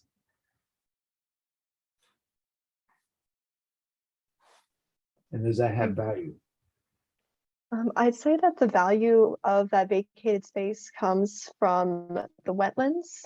That area of Foxhill and Grandview is home to a lot of wetlands currently, and those would in the future just naturally get larger and larger and grow downwards and provide more flood protection. But besides that, having the trail go up into those areas provides a place for people to also get out and get into those wetlands, and provides another source of recreation. Yeah. Yeah. Oh, go ahead, Joy. Sorry, we're at time, but one more burning question that needs to be answered. If you got it. All good? All good. Thanks, Sasha. Thank you. All right, thank you, students. Good job. Looking forward to our last presentation by Florida International University. And you all can take it away when you're ready. Hello, everyone.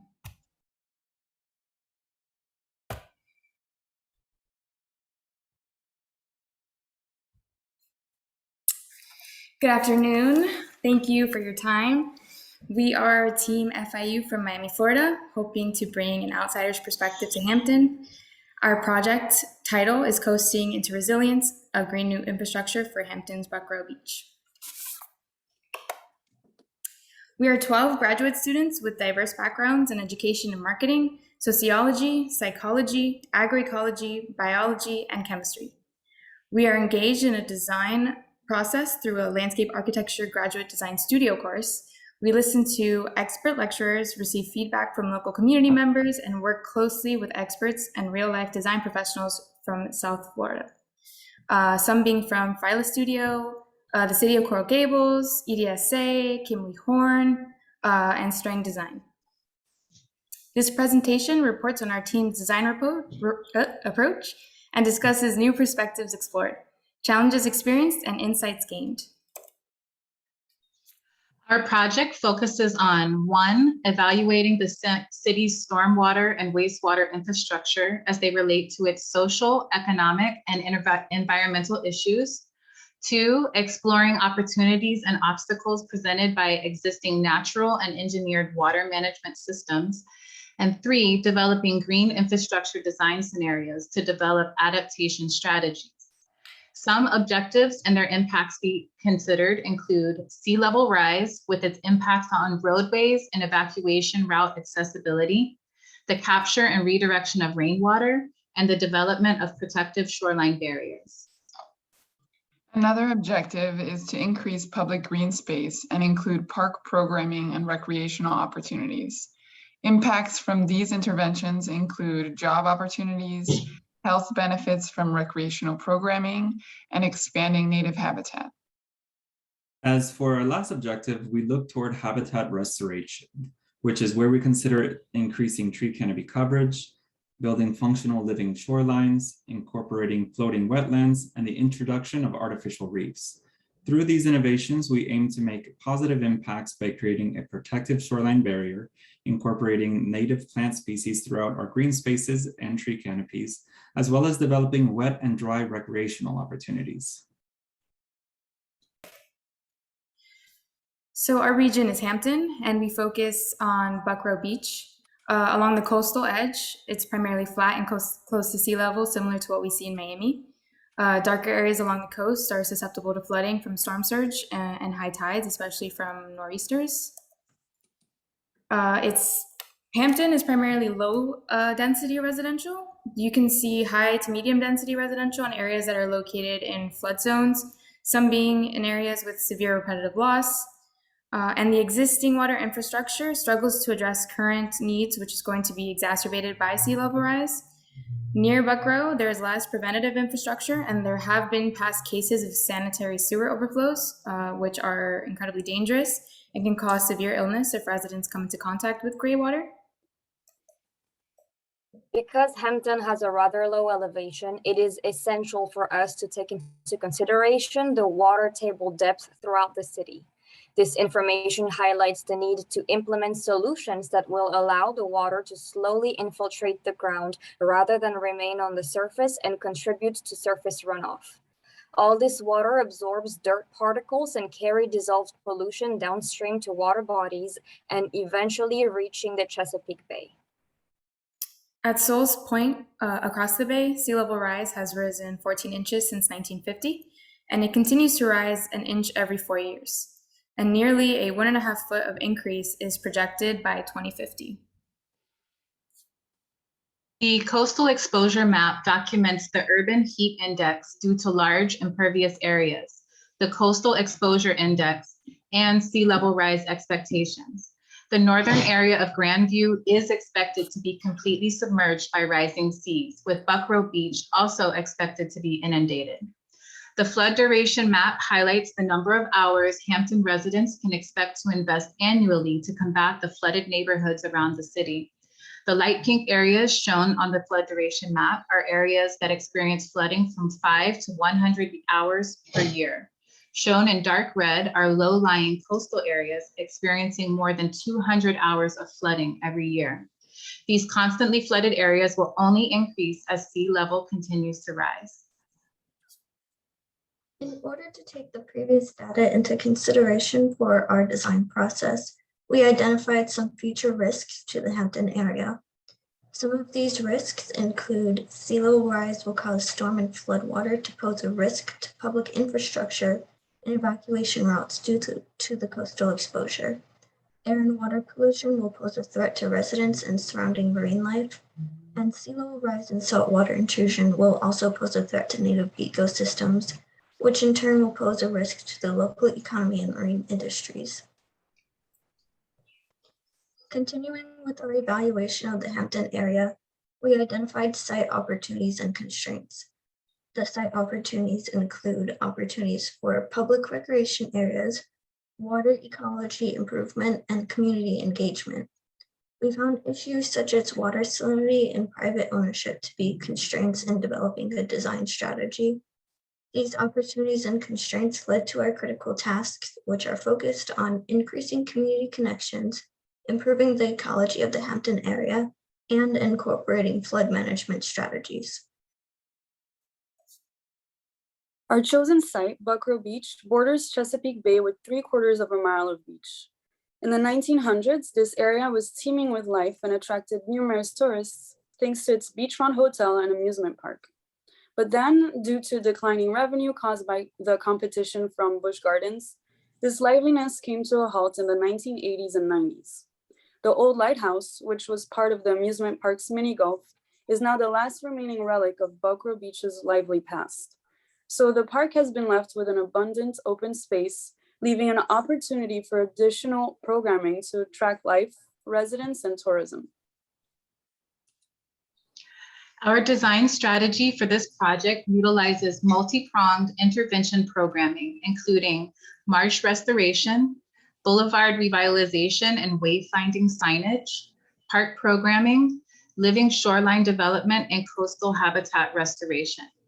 Benefits of these interventions include the health advantages related to additional walking and water recreational opportunities, economic opportunities in the form of increased recreational sales and rentals, and as increased fishing and tourism opportunities, local cultural events utilizing new park programming elements, and educational opportunities through college and university engagement of newly revitalized habitats, as well as community classes about individual green efforts that can be undertaken. The master plan for our project includes expanding the connections to already existing green spaces, nature trails and other areas for recreational opportunities in the existing marshal habitat, streetscaping strategies among boulevards to increase water absorption with the addition of bike lanes that connect the strategies to other project site locations, and increase community involvement by utilizing pre-existing gathering locations like the Buckrow Beach Park and its shoreline. Our design solution is centered around the development of underutilized spaces within Buckrow Beach to create programming for residents and tourists while promoting environmental mitigation strategies to reduce and adapt to the effects of climate change.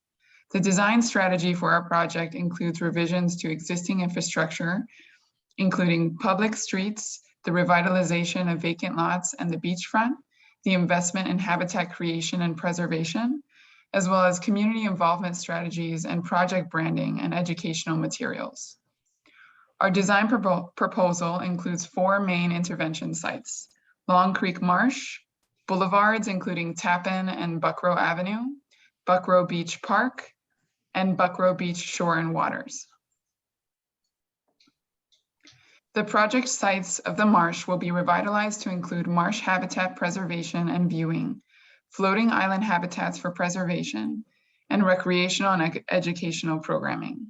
Planting palette includes native grasses as well as salt and moisture tolerant species. The marshes help restore the habitats of native aquatic species, important to keep the balance in the environment and important for the shellfish industry, such as the Chesapeake Bay crab and other shellfish that will be used for the annual seafood boil that we envision as an annual community engagement event. Such signature events not only provide opportunities for locals and tourists to interact, but can also stimulate the local economy. These renderings show our proposal to create Long Creek Park to preserve the existing marsh habitat and connect locals to the native flora and fauna of the area through an accessible green space. As this area is susceptible to flooding during high tides, we created renders to show our proposal to raise North 5th Street and line bordering residential areas with native species to assist with water absorption during flooding events. One of our main interventions proposed is the transformation of streets to green boulevards. Within these boulevards, we would implement bioswales in the existing street culverts, not only for aesthetic purposes, but to increase water capture through absorption. Plants proposed are native species with appropriate characteristics for current and anticipated salt tolerance requirements. Using GIS data, we found a depression towards the west end of Tappan Avenue that we gathered would make that block susceptible to flooding. We proposed a roundabout with a bioretention infrastructure that may also be implemented in other problem areas. This would not only help control traffic, but also draw water away from residential properties. These are some of the species proposed. Not only would the vegetation ease flooding, but they also encouraged a more pedestrian-friendly neighborhood, and these new tighter spaces and proposed bike lanes would cause drivers to be more cautious and drive at a safer speed. Here we have a side-by-side plan view of the pre-existing Buckrow Beach Park to our proposal for what we see this location to become. In its current state, the space feels underutilized with minimal programming and activities. What we see for the space is a destination for an active and vibrant Buckrow Beach, incorporating opportunities to use the park recreationally by means of playing fields, commerce integration, and outdoor enjoyment, while also capitalizing on opportunities to mitigate stormwater in an effective and visibly appealing way. The satellite site location of the existing Buckrow Beach Park will serve as a site for the community park programming as well as environmental measures. Increased tree canopy coverage and water absorption are vital aspects to the park's revisioning and climate change mitigation strategy for the community. Tree canopy coverage will increase shaded potential for residents to utilize the space comfortably and more frequently. Buckrow Beach Parks acts as an opportunity to serve as a connection to existing public green spaces, a meeting space for regularly scheduled programming, and is an important component to the reimagined living shoreline. Our objective is to implement change from the inside out, working with the members of the community to become ambassadors, taking pride in how they work with the environment in their local neighborhoods. This project will also include an ecosystem development on the shore of Buckrow Beach. Increasing the shore's vegetation can increase soil stabilization and floodwater uptake. This planted shore space will be coordinated to create a fluid connection between the park programming at Buckrow Beach Park and shoreline programming. Lookout points, nature trails, and bike paths extending from the park to the beach will allow users to enjoy these vegetated areas to their maximum potential. A connection to Fort Monroe and its green space to the south will be established through the water trails created by proposed floating wetlands. An additional key feature for the shoreline project will include a constructed artificial reef made from local debris materials. The purpose of this reef is to disrupt wave action as well as to create underwater habitats for local shellfish. The construction materials used for these reefs are intended to consist of debris materials to be collected from community members and local projects to enhance the community involvement and sense of ownership for the reef. Local precedents for artificial reefs include 2 surrounding military institutions which have begun reef building adjacent to Hampton with tanks and other machinery that are no longer in service. Additionally, a reef art installation is planned for the beach to engage users in understanding the project's elements that cannot be seen and to encourage educational opportunities about reef building and its benefits.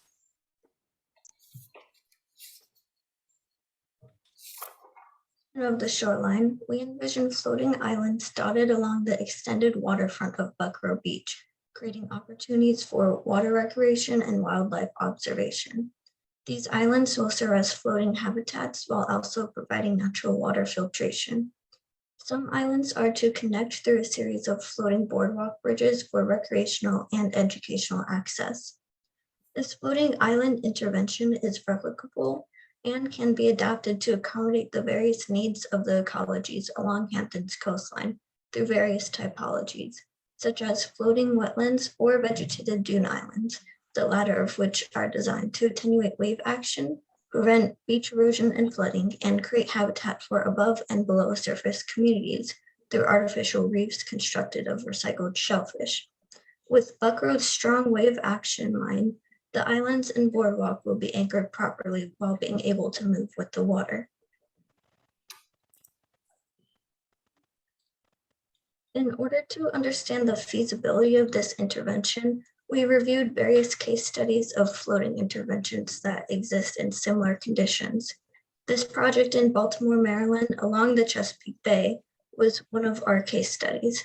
Urban Aquatic Health won a 2018 ASLA award in the research category. With an ultimate goal of transforming their campus into a living lab, the National Aquarium in Baltimore teamed with designers, engineers, and researchers to investigate new technologies to produce a more sustainable and high-performing floating wetland after observing a loss of biodiversity due to habitat loss and runoff pollution. Shortly after a prototype was installed, researchers observed a variety of species attracted to the floating wetland. So here's our phasing strategy that we created. Phase 1 of our strategy involves coordinating with local institutions and creating volunteer programs that would teach residents about the use of vegetation for flood prevention, as well as mental and physical health. Through these programs, we can create social events like seafood boils to market and accumulate funding for future improvements. We would improve small-scale infrastructure with bioswales, adding shade trees and vegetations to public right-of-way, which would in turn improve walkability and encourage residents to visit the park and beach. In phase 2, we propose a park redesign to accommodate marketplace events, support coastal and shellfish industry, and provide recreational rentals. We would also propose supporting facilities like outdoor showers, foot wash, and changing rooms. By taking into consideration the strategic plan created for Buckrow in 2005 by Urban Design Associates, We would propose the extension of the boardwalk to connect adjacent communities and add restaurants and supporting facilities to the existing pier. And lastly, in phase 3, we propose the insertion of roundabouts in severe flood areas, the restoration of existing wetlands and marshes, and the creation of walkways and bridges to bring locals closer to nature. Because marshes are sometimes perceived as less charming, this ecology is left unseen. And in an effort to reveal the richness of this ecosystem, the public will have a chance to learn more about it and what makes it so interesting.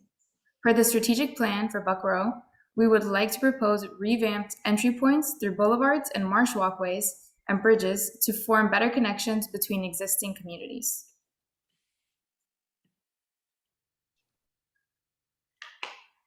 We put much effort into creating uniquely branded materials to give Buck Row Beach a signature, refreshed new image through the use of carefully thought out icons, logos, and signage, which will be implemented throughout the area during the ongoing phasing strategies. Through the use of a color palette inspired by the Chesapeake Bay, implemented into brochures, bike lane signage, and other promotional materials, we wanted our project to be seen as part of a bigger picture for the community. Our project aims to involve both the local Buck Row Beach residents as well as the larger Hampton community, including its educational institutions, while also aiming to attract potential tourists into the area. Through ongoing community events, which correlate directly with our design initiatives of reef development, climate change mitigation strategies, and local economic stimulation, are all ways in which we aim to teach the public how these innovations are directly and positively impacting their lives.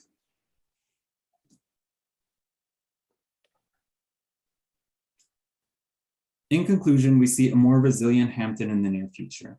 A Hampton which works with the natural environment while also incorporating the residents to be involved in their community. As the climate is ever changing, we aim to create a space for future generations to enjoy and flourish. On behalf of the Florida International University team, we would like to thank you once again for the opportunity to work on such an amazing project and utilize our skill sets toward a project that we have become incredibly passionate about. Thank you.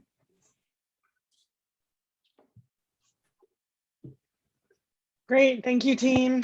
Good job. Virtual applause.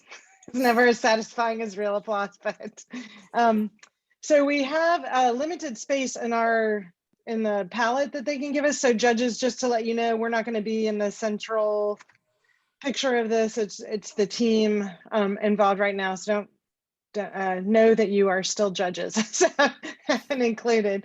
And I will let the judges take it away and start asking their questions at this point. Thank you.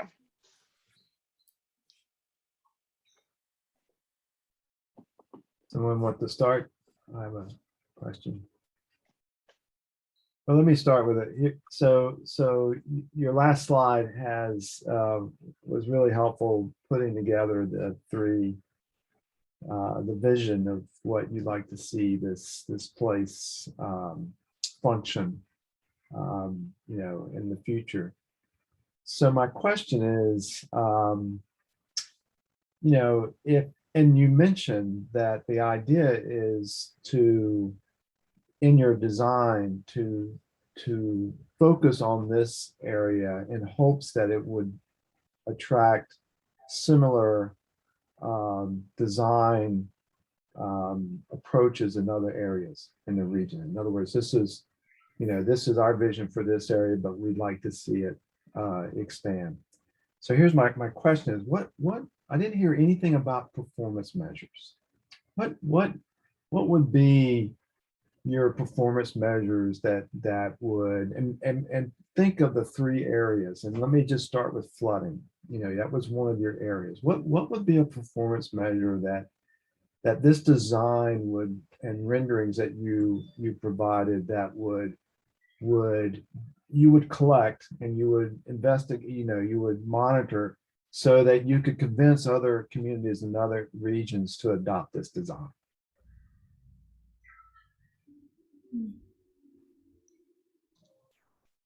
I believe one measure that we could use as a performance for performance would be just the measurement of sewer overflows and sanitary sewer, issues.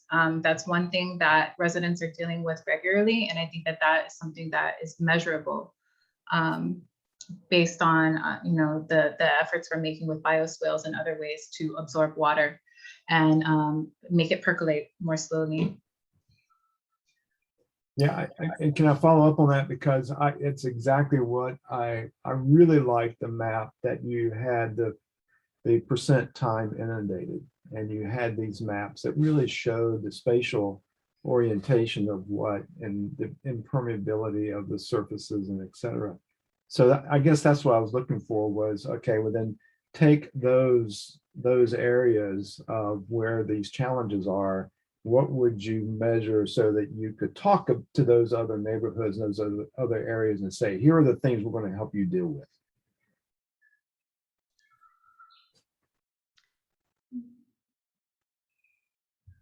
I guess, oh, sorry. One thing that we noticed is we didn't have the benefit of going to the actual site, although we really wanted to. We had a field visit through Google Earth. And one thing that we really noticed, looking at it from plan view especially, is that Buck Row and many places in Hampton are, they lack vegetation, especially the beach along the edge. And we felt like there was this American tradition of beautiful lawn, just flat, no vegetation. And we kind of just assumed that, anything that you put in those street culverts or in anyone's neighborhood would protect against flooding and waves and absorption of water. So that was kind of our thought process. I think our project focuses a lot just from the grassroots up. And I think that neighbors seeing benefits in their daily lives is really where our project shines. If neighbors can see that they can drive through their neighborhoods without their cars flooding, they can go outside and not have their front yards completely submerged by water. I think these are major breakthroughs that could help the community spread this knowledge of some of these simple efforts that can be undertaken to improve their daily quality of life when you're living in areas that are prone to flooding. Yeah, like a strong citizen science program. Good, thank you. To follow up on Robert's question, so I was taken with your flood duration graphic. So I work in coastal planning. It's not something that I've seen before or presented in that way, or at least maybe we're presenting it a bit differently. Can you walk me through how you got that? So that's present day. What is that based on? That's a desk audit, I'm assuming, because there were no photos to document or back that up. So I'm just curious how you figured that out, and if you also considered showing how that might change through time. That is a map that I got from GIS, and I spoke about the projections in 2050, and that is reflecting that year. Okay, I'm sorry, I must have misread it or misremembered. So that is actually the duration in 2050, not current day. Okay. Yes. Okay, so that's based on the DEMs, so simply how much where the water is going to be on the landscape. Is that right? Yes. Okay, great. Thank you.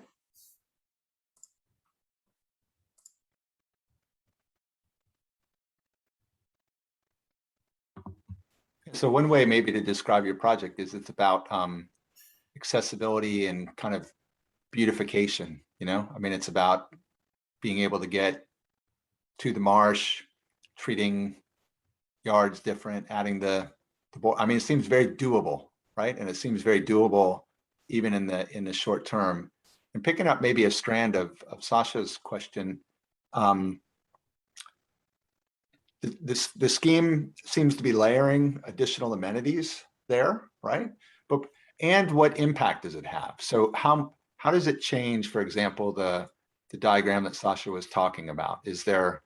Does it stay the same for 50 or for 80 years, or is that not really the issue? Is it more about us learning how to be near the water, different wherever the water happens to be? Our project was intended to be like a starting point for, future proposed long-term interventions. So, you know, with speaking with local community members, we noticed that there isn't really much of a communication with local institutions, including like Hampton University. And we felt like, why would people even be interested in these long-term solutions if they're not even doing these like even the smaller scale things that would, make a little bit of a difference.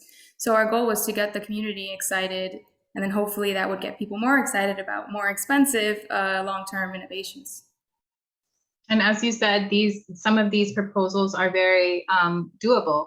And so we hope because of that, they can be expanded on as needed, as the climate continues to change, as we start to see, okay, we're having issues here, or we look like we're going to have issues further down the beach here. Let's start planting. Let's start creating these living spaces and shorelines.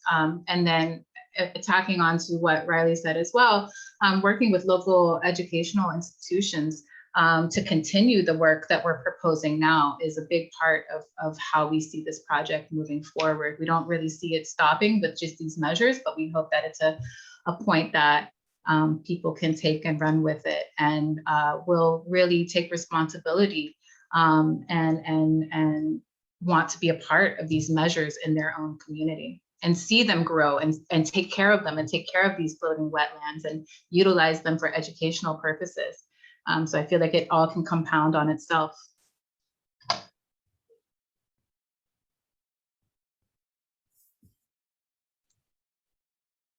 Great, we're almost at time. Are there any final wrap-up questions for this team? Well, I do have one question to follow up on that. In some of the renderings, were the renderings of a 2100 landscape with the modifications and designs implemented? Is that it wasn't clear whether this was the 2100 shoreline or the 2100 area. Was that factored in?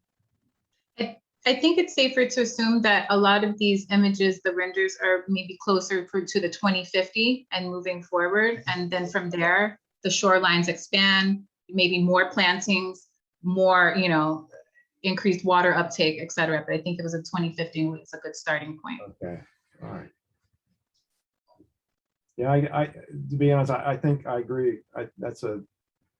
It wasn't clear it was 2100, but 2050, yes, I could. The beach line, the beach location, the sort of physical, coastal morphology aspects of it. Yeah.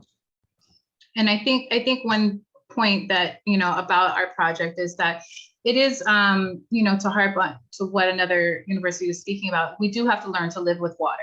It is something that we can't not learn to live with. And so, the wet recreation, elevated pathways, things like that, these are all mitigation strategies that we hope can, keep people in Hampton, can keep them enjoying Hampton, but can also, learn to live with the water that will, eventually be in some places that it currently isn't.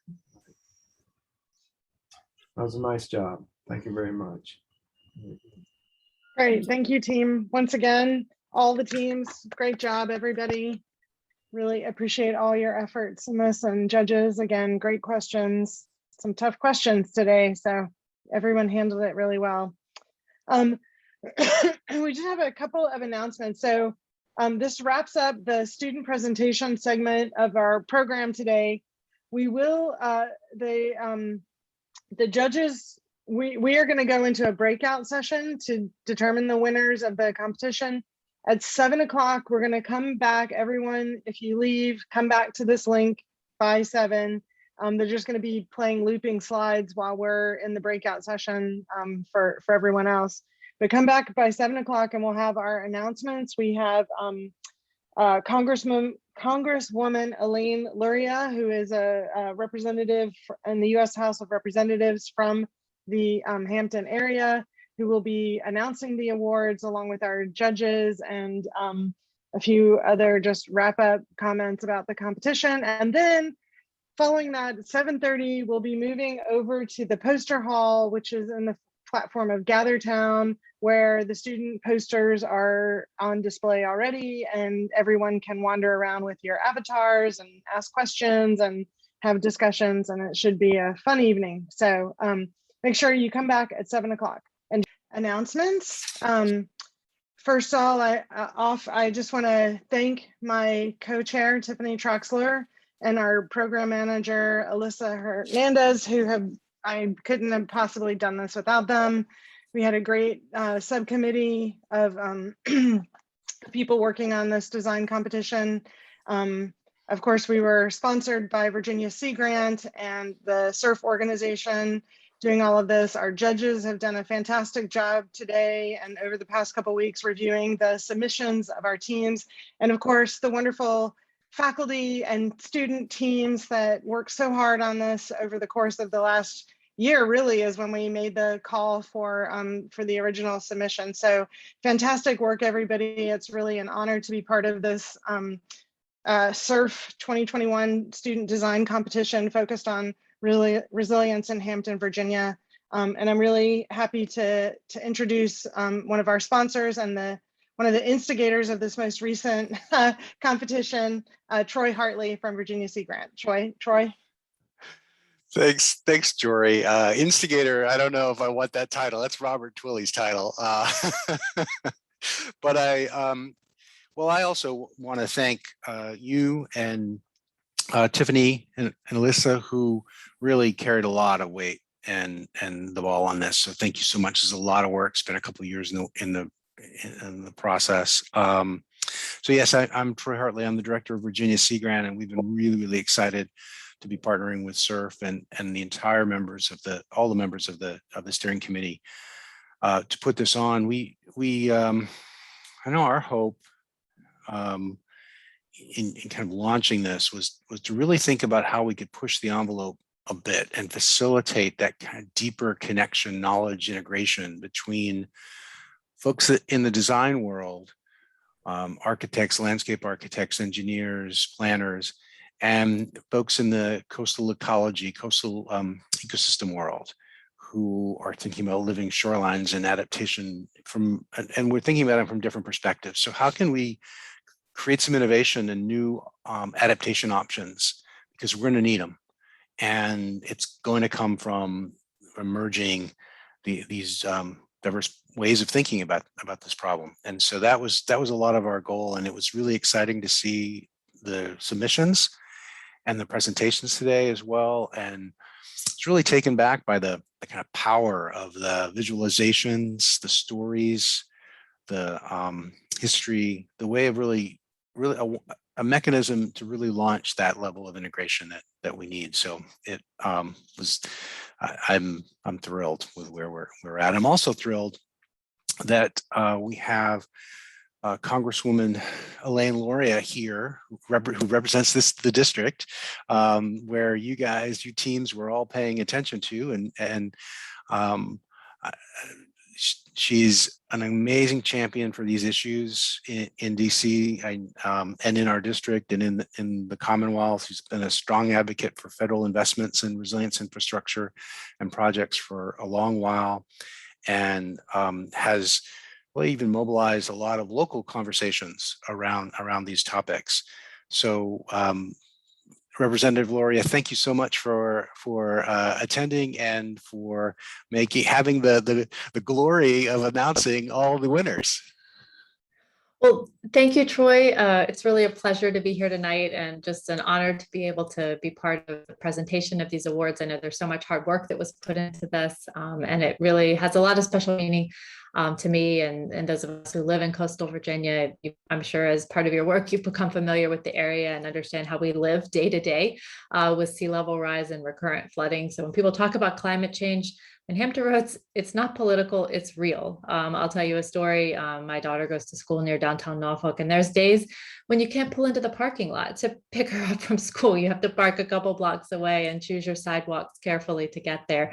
And that's without any rain and just nuisance flooding. And we know that we just had the king tide, like the highest tide of the year this weekend. And so it's Saturday at 11:07. I'll tell you, I was actually driving home and had to take several detours just to get home because of the flooding that we have in the area. So, I mean, this is real. It's something we live with every day, and all of the work that you've put into this to find adaptive solutions to help combat the effects of climate change and sea level rise in our region are greatly appreciated by the people who live here, who deal with this every day. And you really want to use all of the resources available and creative minds to help find new ways to deal with climate change and sea level rise in our region. So it's my privilege to be able to introduce the winners. And I'll tell you a quick chat with the judges before this. They had a really hard time. I think they were pulling out their hair because they wanted to pick everyone. But I'll start out with two teams that are receiving an honorable. Everybody was so close that they didn't even stack the honorable mentions. It was just like these were the two that we were really disappointed that they couldn't pick. But everyone's work has really been excellent and will help inform things that we do in this region and hopefully other coastal regions around the country. And I know that from some of the other teams that are participating, you also are near the coast and deal with these issues and concerns. So the first honorable mention, but it's not in order of level of success. It's just there's two honorable mentions because we can't give everyone first place. But Florida International University, the title of the project was Coasting into Resilience, a Green New Infrastructure for Hampton's Buckroe Beach. And just a quick description of that, the team from Florida International University focused their research on evaluating the city's stormwater and wastewater infrastructures as they relate to its social, economic, and environmental issues, exploring opportunities and obstacles presented by existing natural and engineered water management systems, and also developing green infrastructure design scenarios to develop adaptation scenarios. Due to its historical, social, and ecological significance, the study team selected Buckroe Beach neighborhood, a beautiful neighborhood, but very challenged with flooding as the focus area. And their goal was to attract residents and tourists back to this historically significant part of the city through reimagining the streets' roles and connecting people to natural ecologies, and also educating the public about flooding and climate. So thank you so much to the team from Florida International University and your excellent submission. And the second honorable mention I'll announce is the team from Virginia Tech, whose project was called Advancing Towards a Resilient Hampton 2050 by Supporting Population Mobility. And a little bit about their project. The submission from the team from Virginia Tech took into consideration the options that communities have to respond to sea level rise. They can protect their assets with structural and non-structural measures, accommodate changes via home elevation and flood-resistant construction, and relocate to higher ground and go further inland. And so the team had two primary goals: to characterize the impacts of sea level rise on the natural and built environment in the city of Hampton by 2050, and to identify the opportunities for future land use and development adjustments via elevation-based zoning and innovative policy mechanisms to accommodate the anticipated land loss due to rising seas. So they used geospatial analysis, economic assessment, and urban planning approaches. And through that, the team created design scenarios of redevelopment and land use shifts, supporting an incremental transition from the higher impact or conversion zones to drier or advancement zones within the same jurisdiction. So what I really love about this is all of the synthesis of so many different data sources, geospatial analysis, economic assessment. It truly is, a very multidisciplinary product. So congratulations to the Virginia Tech team for your submission and also receiving an honorable mention. So if I could do a drum roll now, I'm going to move on to the second place winner. And that second place winner is Penn State. And the title of the project from Penn State was Social and Ecological History Supporting a Resilient Hampton, Virginia. So the Pennsylvania State University, I have a friend who went to Penn State, so I've been reminded you have to say the in front. The submission sought to bridge the real and present needs of the community with a future that's both more equitable and ecologically sound. Their analysis took into consideration that the area is an evolving social ecological system that's undergone repeated transformations. The Penn State submission looked to explore and understand these transformations as an essential part of adaptation planning because of the insight into cultural dimensions of adaptation and opportunities to address injustice. These analyses were combined with more conventional analysis of physical and social vulnerability, policy analysis, and visioning to propose concrete actions that support resilience and reformation of the city. Their submission imagines new relationships with water and aesthetic sensibilities aligned with the culture of the area, and created new social and ecological spaces that carry cultural meaning and redress historic injustice through reinterpretation of the past. So again, I really like the fact that these are such multidisciplinary projects that cross many domains, both scientific and social. So congratulations to the Penn State team. And all of you having a science background, I think by the process of elimination have now concluded that the first place prize winner is the submission from the University of Delaware. And so congratulations to the team from the University of Delaware. I'll describe a little bit about this submission. So the Delaware team aimed to address the immediate need to protect Hampton residents and infrastructure from future storm events and sea level rise by developing a comprehensive plan to lead in the creation of nature-based solutions for resilience. Their plan looked to address the overall resilience by developing adaptive and responsive coastal and urban ecosystems that are certifiable through the Blue Carbon and Resilient Credit Market Economy. Their solution would implement a 4-layer series of resilient self-generative infrastructure as a new living coastal edge designed to be adaptive over time, ecologically productive, and economically protective. So congratulations to everyone for great work. And again, really appreciate that you put effort into submissions, and really honored that you took the time to use an example in our own community here in Hampton, Virginia, as the basis of your work. So again, congratulations, and I hope to see all of you continue in this work and as leaders in this field, because I'll tell you that places like Hampton Roads, where I feel like we're the epicenter of flooding and sea level rise, will greatly need your talents in the future. And thank you again to Troy for allowing me to present these awards. Thank you, Representative Gloria. I really appreciate it. And I want everybody here to recognize that, we gave those abstracts, handed those abstracts off, well, maybe Friday, but Representative Gloria understood every single word of those because she is engaged with this work, and she recognizes the importance of what you guys are doing, but also how we need some solutions in this space and how we're going to get there. And so thank you very much for taking the time this evening to make those awards. Jory, I will hand back to you and let you and Tiffany both have many additional remarks you'd like to make reflecting on what this looked like, and then I'll let you hand off to Robert for some closing remarks here in the ceremony before we go to GatherTown.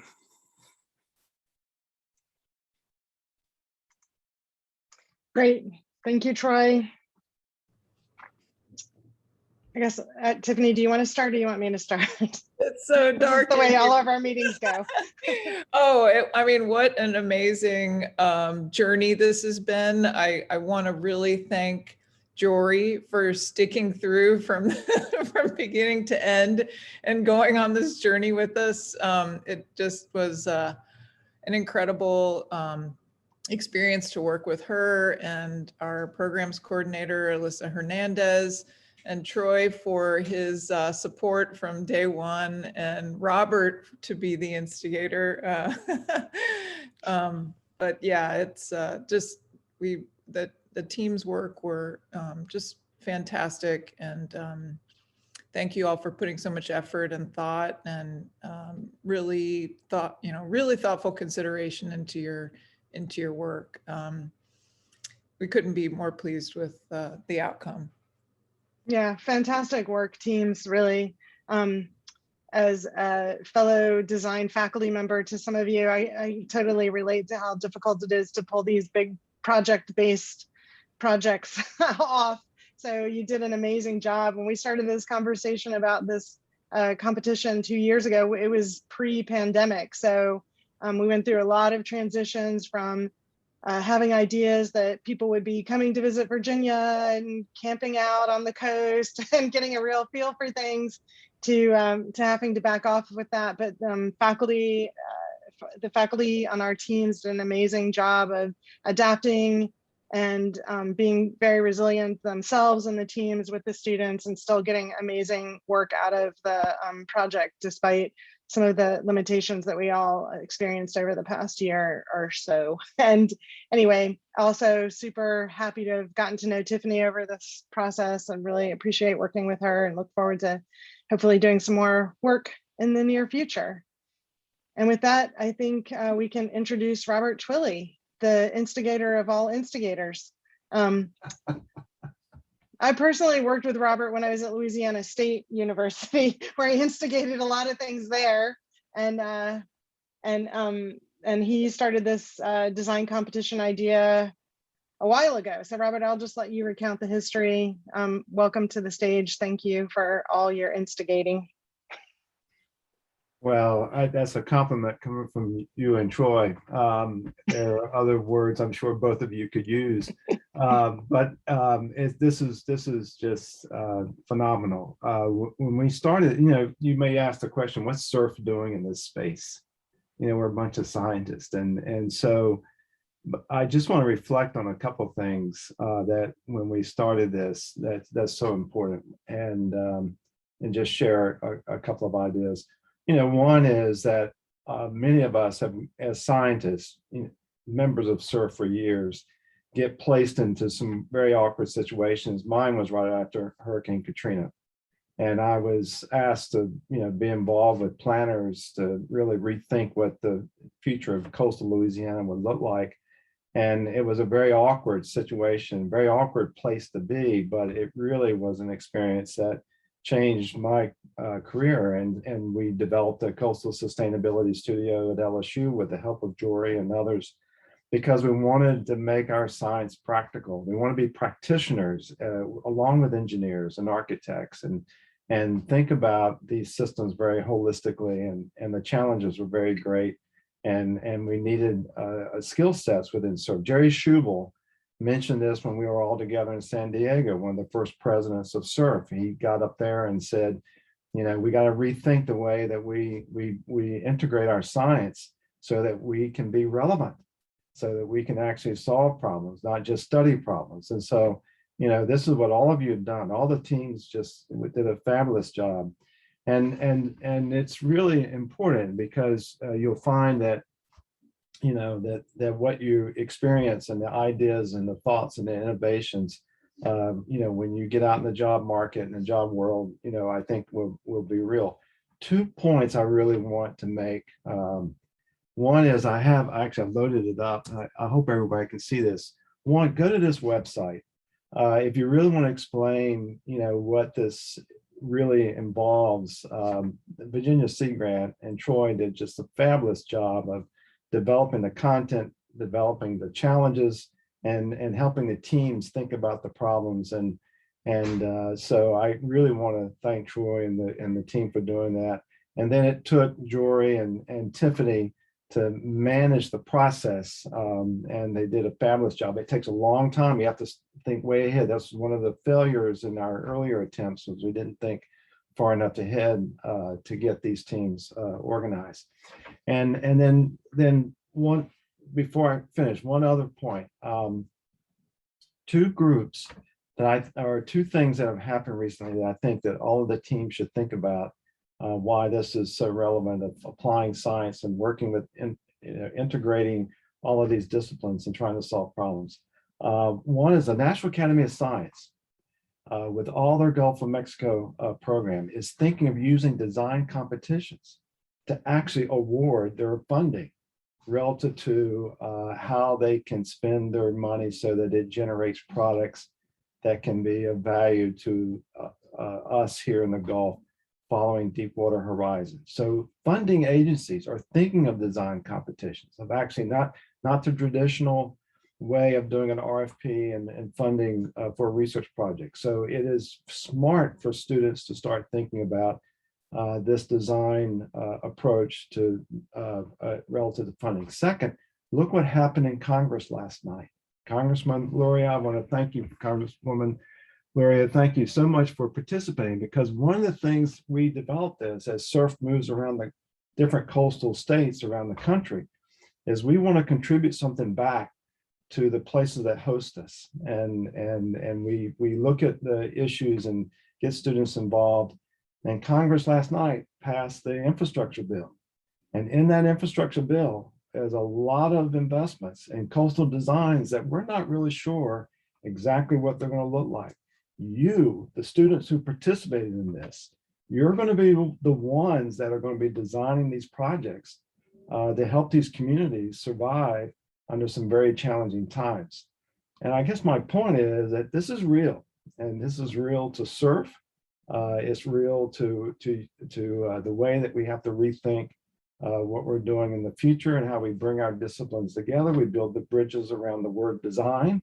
I guarantee you everybody in this discussion has a different definition of design, and you have a different preferences of what these coastal communities should look like in the future. And these are going to be really hard decisions. So I just want to, thank you all for, lifting this to a level that I just hope CERF can't say we're not going to continue.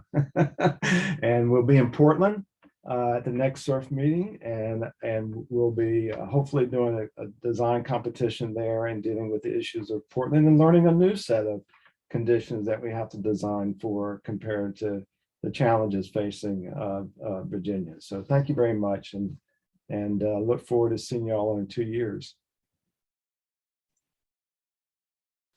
Great, thank you, Robert. In all seriousness, I think you've established a great legacy with this design competition, and I'm hoping that that more organizations can actually do what the students did and bond together across disciplines to make these competitions even more powerful in everybody's disciplines that is seeking to address some of these very real climate change issues.